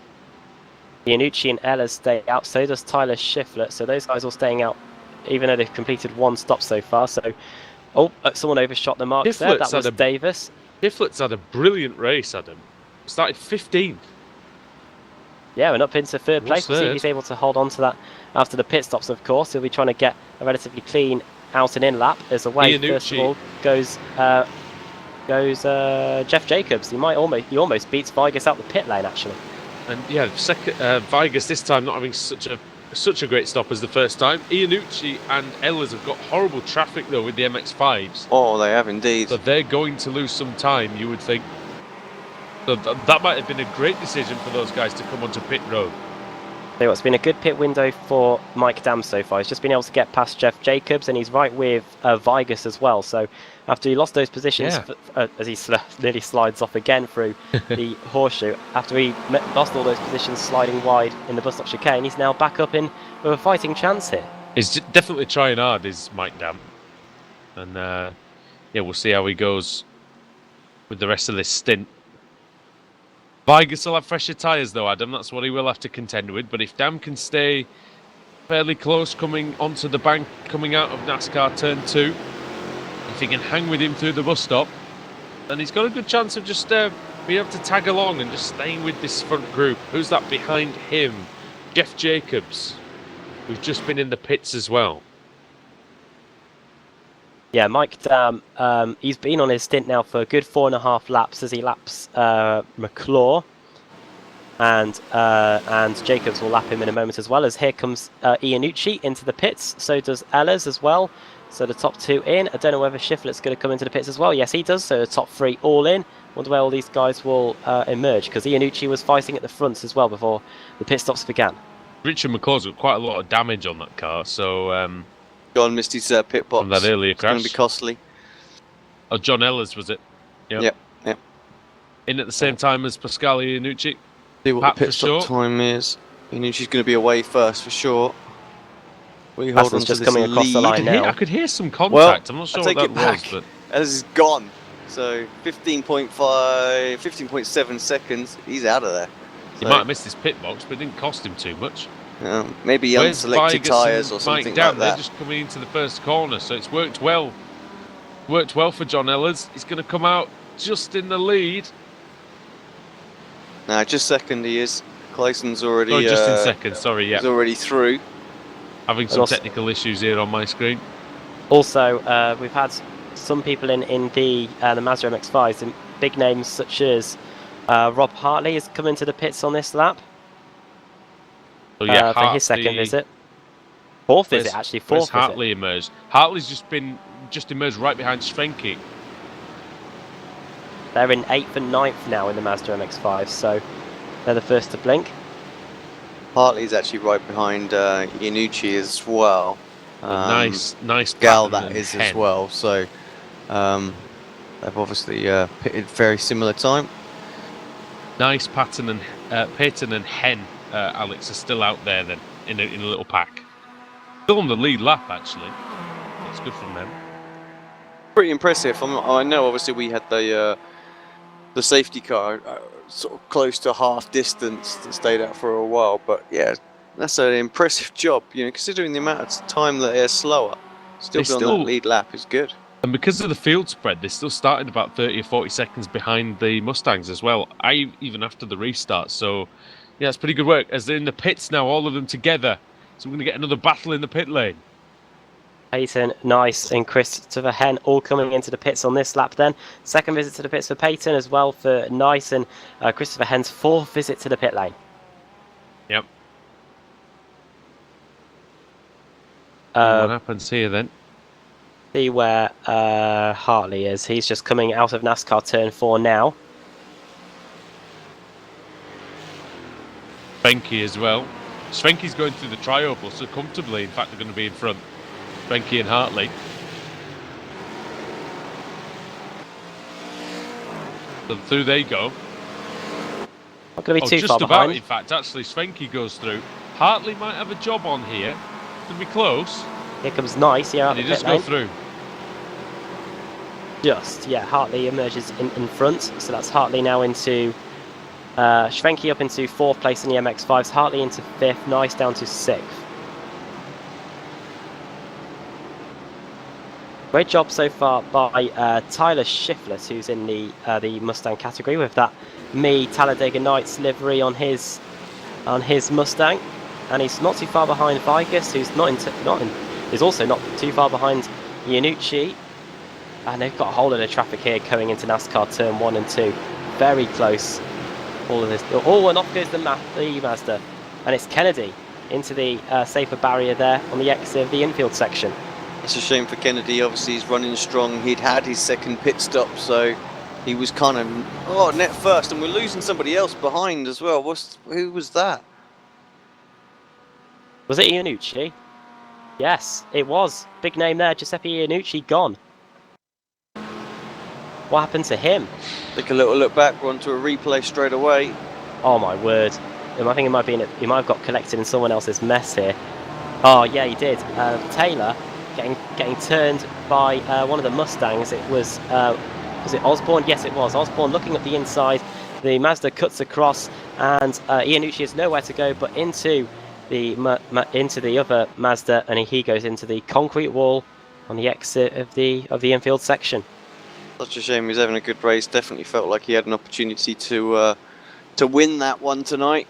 Now it's not to be. Not anymore. Yep. Well, I think, have we had everybody sort of have pits and things like that now? Are we? Could you give us a little rundown of sort of like top fives in class, and then who's winning the Open as well? Yeah, okay. So Russell Klassen's leading the way in the Mustang. Second is John Ellis. Third, Pasquale Iannucci. Fourth, Clint Vigus, and fifth is Tyler Shiflett. All of those guys have made their second trip to the pits. And the highest of the Open division in the Mustangs is, scrolling through, I believe it is Brandon Whitworth, who's in 9th place in the Mustangs. Then into the Mazda MX-5s, George Fike leading the way there. He's only made one visit to the pits though, so I'm sure he's going to make another trip before the race is completed, as he's just getting lapped and nearly collecting a Mustang there of who's that he's just got past? Travis Davis. Second is Travis Schwenke, who's made his second visit to the pits. Third in class is Rob Hartley, who's 1.7 seconds behind him. Trees Nice is in fourth, and fifth in the Mazda MX-5s. It is Christopher Henn, the highest of the Open drivers in the MX-5s. Is looking through, I believe it might be Richard Losper, but definitely Sanchinelli is one of them, and he is Richard, definitely the highest one. Yeah. So 6 overall. But yeah, so doing a good job out there. Up 5 places according to my screen. Just 15 minutes of this race left to go, guys. Crazy. Yeah, and it's been really enjoyable. You are watching the Extreme Motorsports Ricmotech Sportscar Series here on Apex Racing TV and iRacing Live. First round of the season 7 of this championship. And you've got Tyler Shiflett and Clint Vigus very, very close together. And look at Pasquale Iannucci then. Mike Downs close behind. Shiflett bump drafting Vigus down through the tri-oval there into the first corner. Oh! It's good. It runs into the back of him just a little bit, gives Vigus a helpful nudge there through turn 1. Nudgy. And we'll see what happens here, because we've now got 5 cars all in the line. Jeff Jacobs on the back of this group as well in this battle for third. Jacobs in 7th. Will it get smashy at the end? I wouldn't put it past them. Would not put it past them at all. With, what have we got left? 13 minutes, Alex? Is that about right? 14. 14.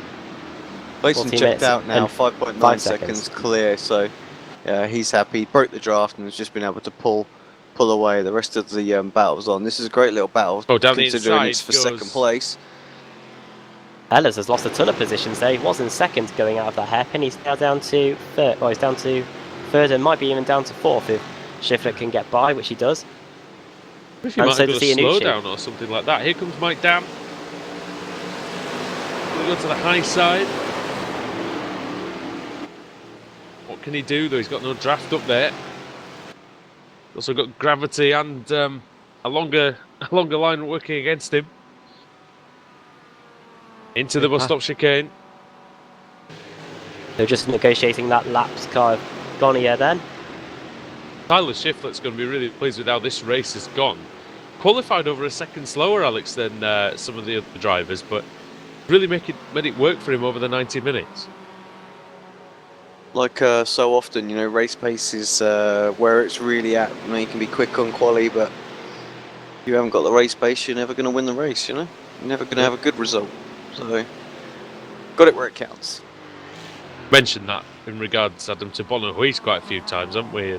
And that the qualifying hasn't quite been there for him, but he's always managed to do well in the races. Likes of, you know, Marcus Jensen and Dave Baker are some drivers that spring to mind from the various series that we cover. Yeah, and Tyler Shiflett also holds the fastest lap of the race today at Daytona. It's all punching up nicely here now. Getting very close. Vigas running out wide on the exit. I don't think Shiflett will be able to take advantage of it, but you can see Iannucci's right behind him as well in 4th. Ehlers is there in 5th, down 6th. 7th is Jeff Jacobs as well. So 2nd down to 7th, all separated by, just looking at the gap, about a second and a half. Oh, here we comes go. Iannucci. Iannucci on the inside of Shiflett. Shiflett runs it out wide. There's a car, 57. That is Edgar Sanchinelli, who's got a job on to stay out of the way here. And he does Very well. Close. So, Vigas, Shiflett, Iannucci, Ehlers, Dam, Jacobs is 2nd through to 7th place in the Ford Mustang category. An update for you on the MX-5, so you're not really missing anything in the lead battle there. Travis Schwenke has a 1.1 second lead over Rob Hartley. So this is definitely the closest battle we've got on track at the moment. The battle for 2nd place in the Ford Mustangs. Yeah, Dries Neese and Christopher Henn are 3rd and 4th in that one. So Russell Klassen will be happy. He's away. This is allowing him to just scamper even clearer. 7.3 seconds is now the gap as Clint Vigas then, who's had a very, very good race, especially since the first round of pit stops. He's survived the hit from John Ehlers and he's actually now in front of him. So, you know, karma does come around a little bit, doesn't it? He's got a big dent on the right-hand corner of that Mustang on the back end where he was clobbered. Now Vigas then trying to hold on to his 2nd place. It's getting towards the time of the race now, Alex, where you need to make a move. As Iannucci trying to do just that. Simpson line working in effect here.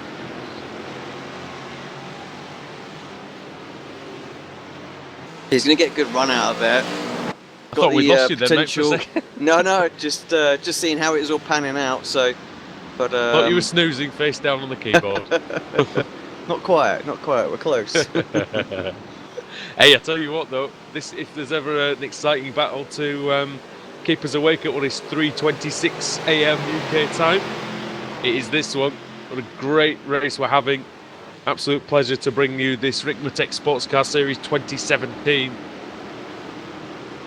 And we have another friend on the chat as well, Romeo Alcala. Hello. Good to see you, fella. That's it. Needs to join us more often. Racing fan.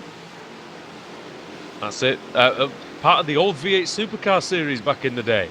That's in it. 2012 and 2013 that we did. Good memories. I retracted there, his nice message. He left us a nice message and now he's retracted it. Oh, I don't know. Oh, well, you can't get some people. You just can't, you know. That's it. Not Unfriend helping them, is it?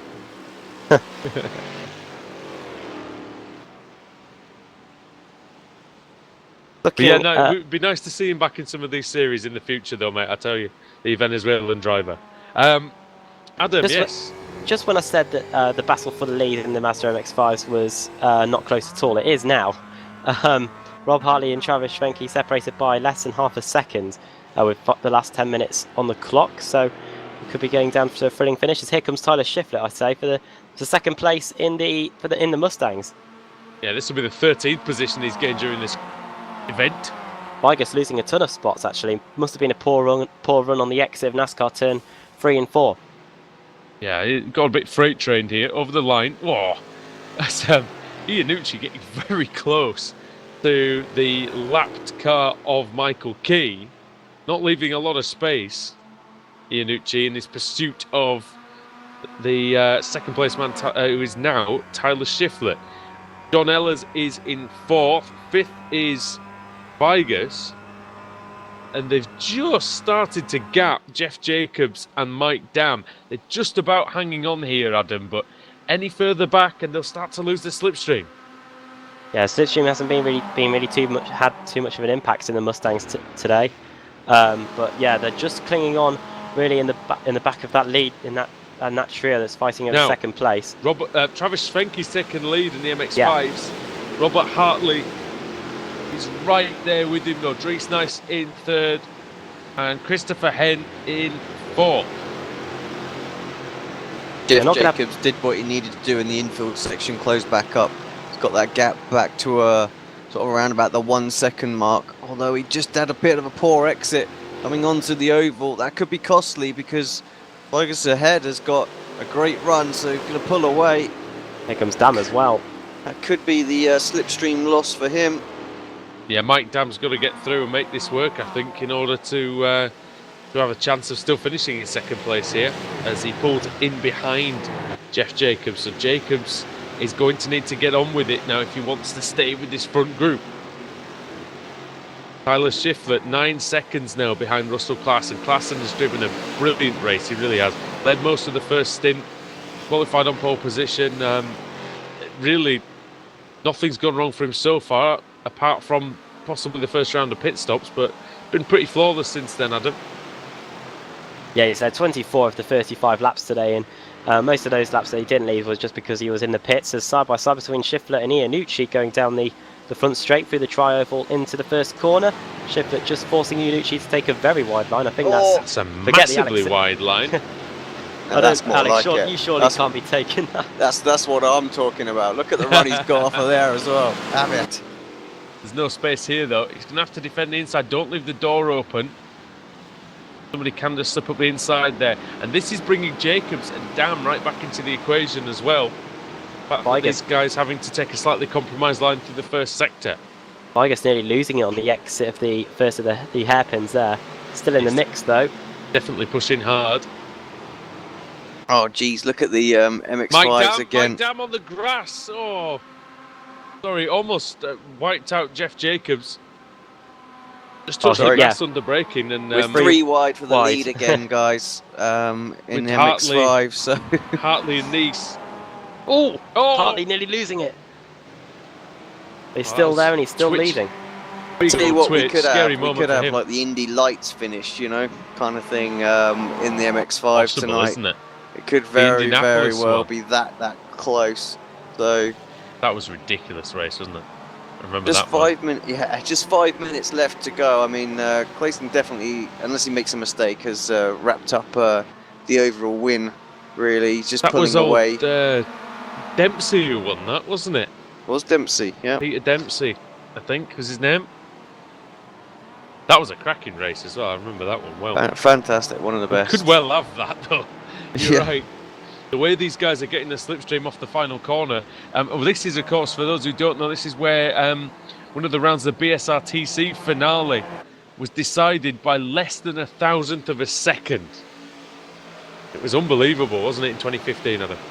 Yeah, it was. Sebastian Job and Wojciech Savidovic, 2 big names there in the iRacing community, battling it out there, and that was the same meeting where Sebastian Job was able to take the title. John Ellers, almost having a look, because Iannucci was boxed in behind Tyler Schiffler. John Ellers almost being able to squeeze around the outside, not quite. It was very, very close though. Great battle this. Travis Davis has now joined the back of this group. So the front, it's quite a slow pace really, isn't it? Compared to the times they're only lapping half a second off of what the leader's lapping. I mean, it's not that slow, you know. But it's slow compared to the 202.1 of Travis Davis. Yeah. 202.6 for Brandon Whitworth. He's coming back into it. He might have a sniff of at least being on the back of this group by the end of the race, which is only a few minutes away. How long exactly left on the clock? 3:45. 3:45. So 2, maybe 3 laps left. One thing's for sure, we're going to have a great finish. Sorry, Alan. Yeah, I was just going to say, Tyler Schiffert's best lap of the race, which is the fastest lap of the race, a 2:01.3. He's doing a 2:03.6 last time around, so Even though that some of the drivers are taking tyres, the pit stops, they're not able to set the times that they were doing when the race got underway a good hour and 26 minutes ago. The track will be a fair bit warmer as well, Adam, throughout this race. It will have generated some heat, so maybe not quite as quick as John Eller's almost giving Iannucci a little love tap into the bus stop chicane. Shiflett still driving smoothly. As well, here at Daytona, all you have to do, Alex, you just hug that inside line. Nobody can pass you under that double yellow line, as I said before. That's it, yeah, exactly that. So, yes, these cars seem to have enough of a run though, so that they can get alongside and just nip their nose ahead before the start-finish line. Here we go then. Seeing a bit of a prequel to this right now. Will we need to get there? Shiflett just leads that lap. It's for second place, of course. Russell Klassen. Oh, here comes Vigas. And John Ellis fighting back. John Ellis punching his way through into third place. Excellent work by him. Vigas was slightly out of control. And yeah, he paid for it in this position. Yeah, he did.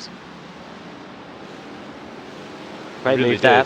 Bringing himself back into the picture, John Ellis, because he had been slipping away from the pack earlier, and in the background we're nearly 3 wide. You can see Mike Dam, we've got Jacobs, and we've got Davis all battling away as well.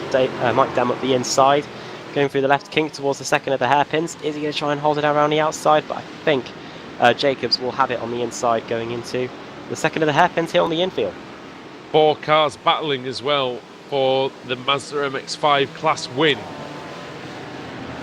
Probably a lap and a half to go for them. In fact, they might be even starting their final lap. I don't really know in terms of times, but yeah, they're coming across the line now with a minute and a half left on the clock. So Russell Klassen is on the back straight coming out of NASCAR 2. Alex, are we close to the time now? 1 minute 18, so... You'll get another lap in then, yeah, you would imagine. He'll be starting the final lap when he gets to the line, yeah. Yeah, that's right. Been a masterclass from Klassen. Here comes Shiflett, Iannucci, Ehlers, Vigas. Then you've got Mike Dam and Travis Davis. Travis Davis is right with Mike Dam, so last season's overall champion. Very, very close to the man who finished second in 2016. That'll be a great battle as well on the last lap. The Klassen, the white flag will be in the air for him. He starts lap 40. Robert Hartley continues to lead, Alex, in the Mazda MX-5. He's ahead of Dries Nies. That's close as well. What? And off it's Ehlers, and they're trying to lap the Mazda. Oh no, they've just put Losper into the wall. Oh no! Who was that? That was Ehlers. It's getting Iannucci. Iannucci's going for second place. Oh, here comes Vigas. No! Oh, that's poor. Vigas has spun in front of Ehlers. Oh dear, and Vigas has made a right mess of that. Second bit of silly driving in 2 corners there by Vigas. He put that Mazda into the wall by turning in, and that. Well, that's 3 corners. That's 3 pieces of daft driving if you include spinning on the exit of the hairpin as well. What a shame. He's had such a good race, Vigas, but watching it on replay very quickly before we switch up to the leader. Plotted his copybook there, I've got to say. Oh yeah, he just went in far too deep, didn't he? There, really. That's a shame. Russell Klassen then. Car 13 of Tyler Shiflett. He's now at 13 positions. He's now the new man in second place. Third is still Ehlers with Mike Dam now up in 4th place. Tell you what, he'll be loving that, Alex, because all that pressure of having to battle for second place has just been lifted completely off his shoulders for Shiflett. Into the bus stop chicane for the final time for Russell Klassen. Oh, look at the MX-5s as well. They're close. They've got 1 more lap to do this. They're coming through the first sector.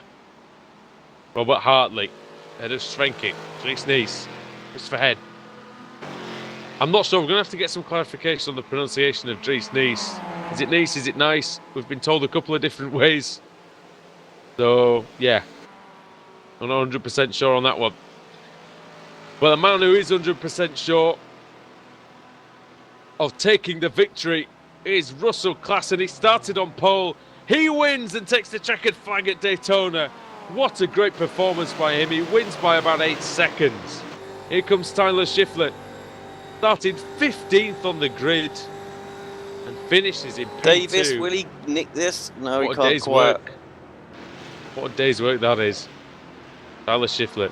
Chad Osborne as well, they're side by side. Who's going to get this little battle? That's a great one to the line. Who's that? Oh! And that is Osborne, barely over Matthew Katila. Right, let's switch our Stephen focus. Thomas in 12th. MX5. So here we go. Back straight then for the Mazdas. Look at Got the a lines Mustang they're taking. as well. They're going to have some traffic here. Oh, Nice this might- taking. I hope this isn't going to ruin the battle. Nice taking the higher line there for NASCAR turn 2. They're coming up on. They're quite a way away from the Mazda MX-5s. The other Mazda MX-5s just yes as they swing it into the bus stop chicane. Has Hartley got enough in reserve here to get to the line and beat Travis Schwenke? Through the bus Exit stop. from Travis. Oh, he's down right onto down onto the apron. That's not going to work. Right Is he around out the of- outside. He's out of fuel. It's coughing. He's out of It's fuel, coughing. Hartley. Oh, dear. Hartley's out of fuel on the final lap. Schwenke. It's going to be Travis Schwenke, is it? You got Dries Nys. Is Schwenke out of fuel? He's slowing massively. Here comes Christopher Henn. Thinks Schwenke's going to take it, is he? Across the line? Yes, he does. Victory for Travis Schwenke. Oh, I tell you what, he's going to be loving that. Where's Hartley? Where did he come across Hartley. the line? Heartbreak for Hartley. He does finish 4th. Oh, it could have been so much more, but again, he tried it, Alex, with that extra, just with that little bit less fuel. And we've seen in the past that sometimes it works, sometimes it doesn't. It's not the worst place to run out of fuel here, compared to, say, somewhere like Road America, but still, really gutting for him. Yeah, great race all round though. Thoroughly enjoyed that one. And He must have known he was close actually at the end, and he just thought, well, I'm just going to go for it. I'm not going to bother saving fuel. I'm just going to see what happens. And just not enough. yeah, exactly that. So just moved it down onto the apron and just give it everything. So Did you enjoy that, mate, though? Did you enjoy the race? fantastic race. Yeah, thoroughly enjoyed that one. So that's what we want to see. Michael Key still coming through ahead of Matthew Welsenbach, actually. Adam, it looks like Key's going to take this into the bus stop. It might still be quite close, this one. Yeah, they're just heading into the bus stop chicane now. I don't know if they might have already finished. Yeah, I'm pretty have sure they they already have. finished? I'm pretty sure they have. I'm pretty sure everyone's finished now. Yeah, because the remaining time's now changed on the session, so I think everyone has finished they're it. still accelerating hard. I'm pretty sure they're still racing, guys. Could be wrong. About to find out. Coming off of... We are about to find out. This will be... Oh, no. There you Yeah, go. yeah, I was pretty sure. They were still... Sorry about Racers that. being racers, isn't there? That's all Yeah, that is. when you do a go-kart race, even after they put the checkered flag out, you're still going flat out back to the It's a pit. 2-minute lap, it could have been. Hey, look, it's been a great race in the Ricmotech Sportscar Series tonight. And Adam, if you can take us through the finishing order then, please, man. Okay, so race win in the opening race of the season for Russell Klassen. He takes the win in a time of 1 hour, 31 minutes and 24 seconds. 10 seconds behind in the end was Tyler Shiflett, getting that really unexpected second place on the final lap. John Ellis getting third place. 4th for Mike Dam, after getting some positions back after that costly error a third of the way into the race. Travis Davis finishing in 5th, with Brandon Whitworth finishing in 6th, and is the highest of the Open Division cars. 7th for Pasquale Iannucci, finishing ahead of Clint Vigus. Both of those guys could have been on the podium if it wasn't for the antics of Vigus going into the horseshoe on the final lap. Chad Osborne finishing in 9th, and Matthew Katila finishing in 10th place. Stephen Thomas finishing in 11th, with Leon Wright 12th. 13th, Jeff Jacobs. He too losing ground late on. Michael Burgett in 14th, with Robert Brist in 15th, and Russell Ruddock and Kevin Ford both 1 lap down in the Mustangs. A class victory for Travis Schwenke, with Dries Nys finishing in 2nd place and Christopher Henn finishing in 3rd. Robert Hartley was able to limp across the line in 4th place in his Mazda MX-5. However, it could have been a win for him if he just put that extra little bit in the fuel in the car. Then behind those guys is one of the Ford Mustangs in Scott Brooks. He's finishes in 22nd place.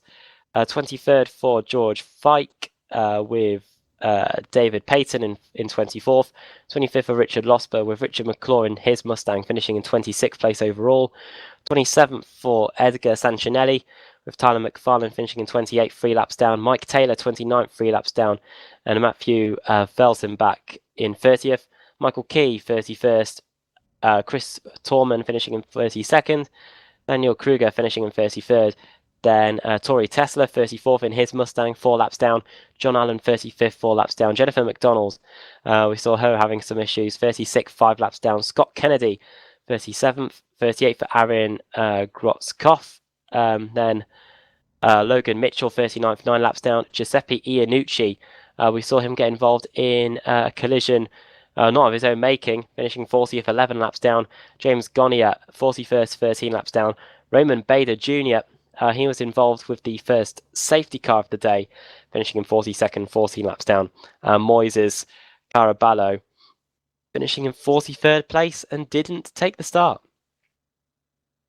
Thanks very much. And I believe Alex has some of the drivers in here.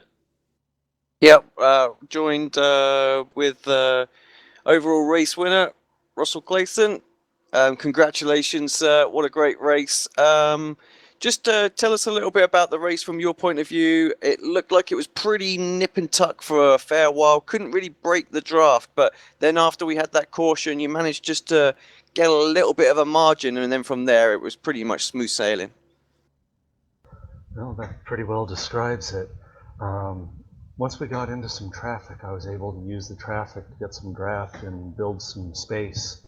But boy, if I didn't have that to build some space with, I couldn't get away from these guys. It's a tough track. And is that just the nature of Daytona? Are we expecting to see something a little bit different when we move on next week? Well, I would certainly expect so. Where are we racing next week? Sebring next week. Yeah, that ought to bring out some different kind of driving. Maybe the good kind of, maybe not, I guess. Well, that was probably one of the hardest won races I've ever had. I mean, obviously we're new to the series as well. I mean, very close, lots of competition. Looks like it's going to be a good 2017. I'd certainly expect it to. Got lucky on the pit rotations. I pitted as early as I could, just in case a caution came out. And I guess the other guys had some trouble with theirs. I was expecting to come out behind them. Did the early safety car throw you at all, or was it not really a part of the problem during the race for you? Oh, the safety car came out at the ideal time, right at the end of the fuel run pretty much. So it just took 1/3 of the race of a 2-stop race. Made it a pretty easy math to finish from there.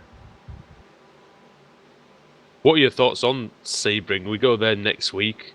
Of course, a very famous circuit, very different one as we mentioned. Is it a track that you like? Is it one that you're expecting to go well on? It's one of my favorite tracks. I hope that I do well, but I'm sure it's other people's favorite tracks as well. That's it. I know Alex is a big fan of that track, aren't you, mate? I love Sebring.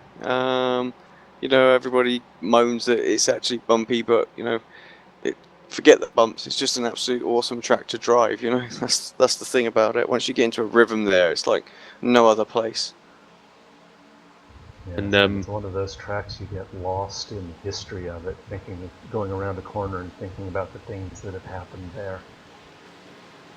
Well, and then there's going to be some more history made next week here on Apex Racing TV. Russell, brilliant race from yourself. Well done. Is there anybody who you want to give a bit of a shout out to? Team members, sponsors, anybody like that? Well, my Apex Racing Group team, they work hard, and it's so nice to have a couple of them joining me in this series. Rick McClure and David Jakes unfortunately didn't seem to make it this evening. I hope that he's on track. He's a great Mustang driver and ought to bring some real talent to the next round. All right, awesome. Well done, Russell, again, and we'll see you at Sebring, my friend. Cheers, guys. Thank you very much. Cheers. And now we've got Adam Bath with MX5 winner Travis Svenke. Svenke, Oh, sorry, Travis. No, that's fine. That was just a German pronunciation. well, Travis, yeah, going through NASCAR Turn 3 for the final time, we had we had Hartley in front of you, but then his MX5 started to cough, and you were able to go through and take the victory there. Yeah, I thought I had set up the perfect gap to get the slingshot and not let him have the re-slingshot, but I was worried about Dries, who was also trying to set up that gap behind me. And I saw Rob go down below, and I didn't even hear it sputter at first, and then I realized what he was doing, and then it was just trying to watch the mirror and see what I had to block or where I had to set my lineup for to try to get the win. What's it like racing in the MX5s? Because from what we saw today, you didn't have a moment's breathing space at all. They were right with you for the whole of the race. Yeah, I was kind of hoping after the pit I had a gap, but traffic always plays a role, and I couldn't pull away or keep that gap at where they were out of my draft. And then I was kind of realizing I'm going to have to make sure I save just a little bit of fuel so that I can go hard. And being out front with no draft, it's going to suck a little more gas. So it was. Yeah, definitely. As soon as they get by you, it's always, you're always watching your mirror. You're always trying to see, where am I going to position myself for the next lap. You got to think way ahead. Well, last season it was fifth for yourself in the ST Pro division, no wins, but already won better this season. That must feel brilliant in the first meeting of 2017.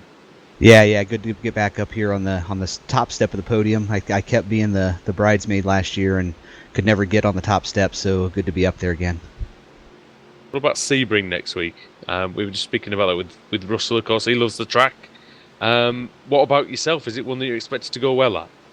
Yeah, there's not many tracks I don't like, I guess. I just enjoy racing, and it's another track that I always have a good time racing on, so hopefully it goes as well as it did today. All right. Anybody you'd like to say hello to on the stream before we leave? Yeah, it's great to have you guys on board broadcasting this season. Just thank my team, Asbury Motorsports, and thank Extreme for this great league. It's really nice being out here with drivers who all respect each other and just race hard and clean. Well, thanks very much for that, and I think you'll enjoy watching that one back. I've got a feeling. Yeah, I think I will. Thank you. Thanks, mate. Travis Svenke there, and Alex is with Tyler Schiffler, who finished second overall. Yeah, hi Tyler, welcome to the booth. Congratulations on P2.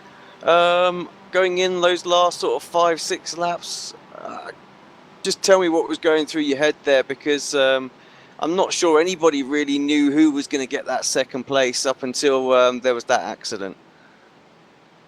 Thanks, Alex. You got a copy? Yeah, all sounds good. Yeah, doing a lot of mirror driving the last 5 laps. I knew the guys behind me were just biding their time. With the draft, you just can't break away, and Russell was just in a league of his own after the pit stops. We couldn't even catch him when we were lined up nose to tail. So just trying to focus in front of me and not worry about the guys behind me. But it was a tough last few laps, to say the least. Obviously, when there was the accident, obviously, I think it was Clint who come in just a little bit too deep with a couple of laps to go. Just a bit of a breath of fresh air. I bet you that was a bit of a sigh of relief once you saw that happen behind you. Oh, definitely. Going into turn 1, we had a lap Mazda, and I wasn't sure which line he was going to take, and he was kind of in the middle of the racing lane, so I went wide and Pascal went inside, and that just kind of bunched us up, and we were going 3 wide into the next corner. So yeah, it was like Clint maybe got in there a little hot, and yeah, it was just calamity after that. But once that happened, it was kind of clear sailing there to the end. I was running on fumes there coming to the finish line, so thankfully the race ended when it did, or else I would have finished probably in the lead lap. Well, good start to the season, second place. Just let me know, where did you finish last time in the series? Were you running last season? Yes, sir. Finished third. Finished third. So obviously, nice start, second place. Obviously, ambition for this season, obviously, to win it? Oh, absolutely. Fortunate enough, I won it championship 3 times in the past, so I'd love to get back up on top of the podium. The competition is leaps and bounds ahead of when I won the championship, though, so I'm gonna have my work cut out for me. These guys are just unbelievable drivers. They come in, they put in their time, and it shows. Just to butt in, Alex. Sorry, just a quick question. What happened with the qualifying, Tyler? Because it wasn't a great one for you then. Oh, it was embarrassing. I was having some technical difficulties, so my first track time this week was at qualifying, and I unfortunately lost the draft, and I had to pit and clear black flag. So that time was based on myself with no draft, and I apologize to Jennifer. I got into her and on the qualifying laps there, but yeah, to come from 15th to 2nd, I mean, I couldn't be more thankful. I've just found that we did have a championship history sent to us. I just couldn't find it. So yeah, sorry about that, Tyler. Just conveniently missing out your 3 championships there, mate. No worries. Is there anybody else who you'd like to say hello to or give thanks to before you leave us in the commentary box? Yeah, absolutely. Thank you guys so much for coming on board and broadcasting. It's great to have you guys. Thanks for our league sponsors, Ricmotech and TD's Tree Service, and thanks for all the admins, everything they do week in and week out, and look forward to having a good season. All right, awesome stuff. So thanks for joining us, Tyler, and we'll see you next week at Sebring. Yes, sir. Thank you. Tyler Shiflett there, and well, Adam, 3 times champion and driver of a champion today, coming up from 15th place. Yeah, and it was very tough because those Mustangs were all very tightly packed, and there wasn't much breathing space for them at all during the an hour and a half race. Of course, they had the safety car thrown into the mix as well, which didn't affect the strategy too much, as we were told there by Russell Klassen, our race winner. But yeah, Tyler Schiffler able to get a podium result after starting just in 15th place, and not too many drivers can often say that after a race as tightly fought as that one we had today. All right, great stuff. Alex, let's say this has been a very, very enjoyable first meeting in the Extreme Motorsports Ricmotech Sportscar Series. First 11 drivers in the Mustang category, 26 seconds between them after an hour and a half. It's pretty good going, isn't it? Yeah, that's what we want, If like I say, if we're gonna do a late night, we want to see some good racing, and yeah, that's what we've had tonight. It's been brilliant. I think go and visit ricmotech.com for all the sim racing needs. Right then, that's about all we've got time for here at Apex Racing TV. As we're nearing 4 o'clock UK time, it's time for us to get some sleep. But I'll tell you what, this race has really grabbed our attention, and we look forward to covering this all the way through till April. So from all of us here at the Extreme Motorsports Ricmotech Sportscar Series, from Andrew Woodhouse, Adam Bath and Alex Simpson, it's goodbye from Daytona, and we'll see you at Sebring. Good night.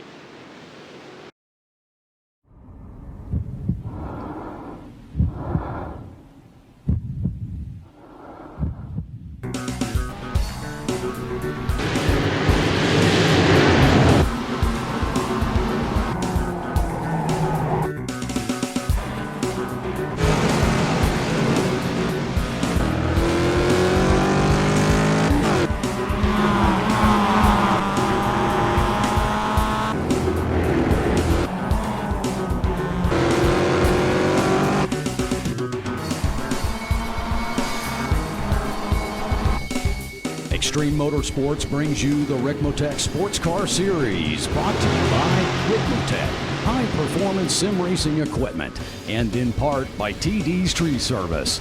Live coverage coming your way right now.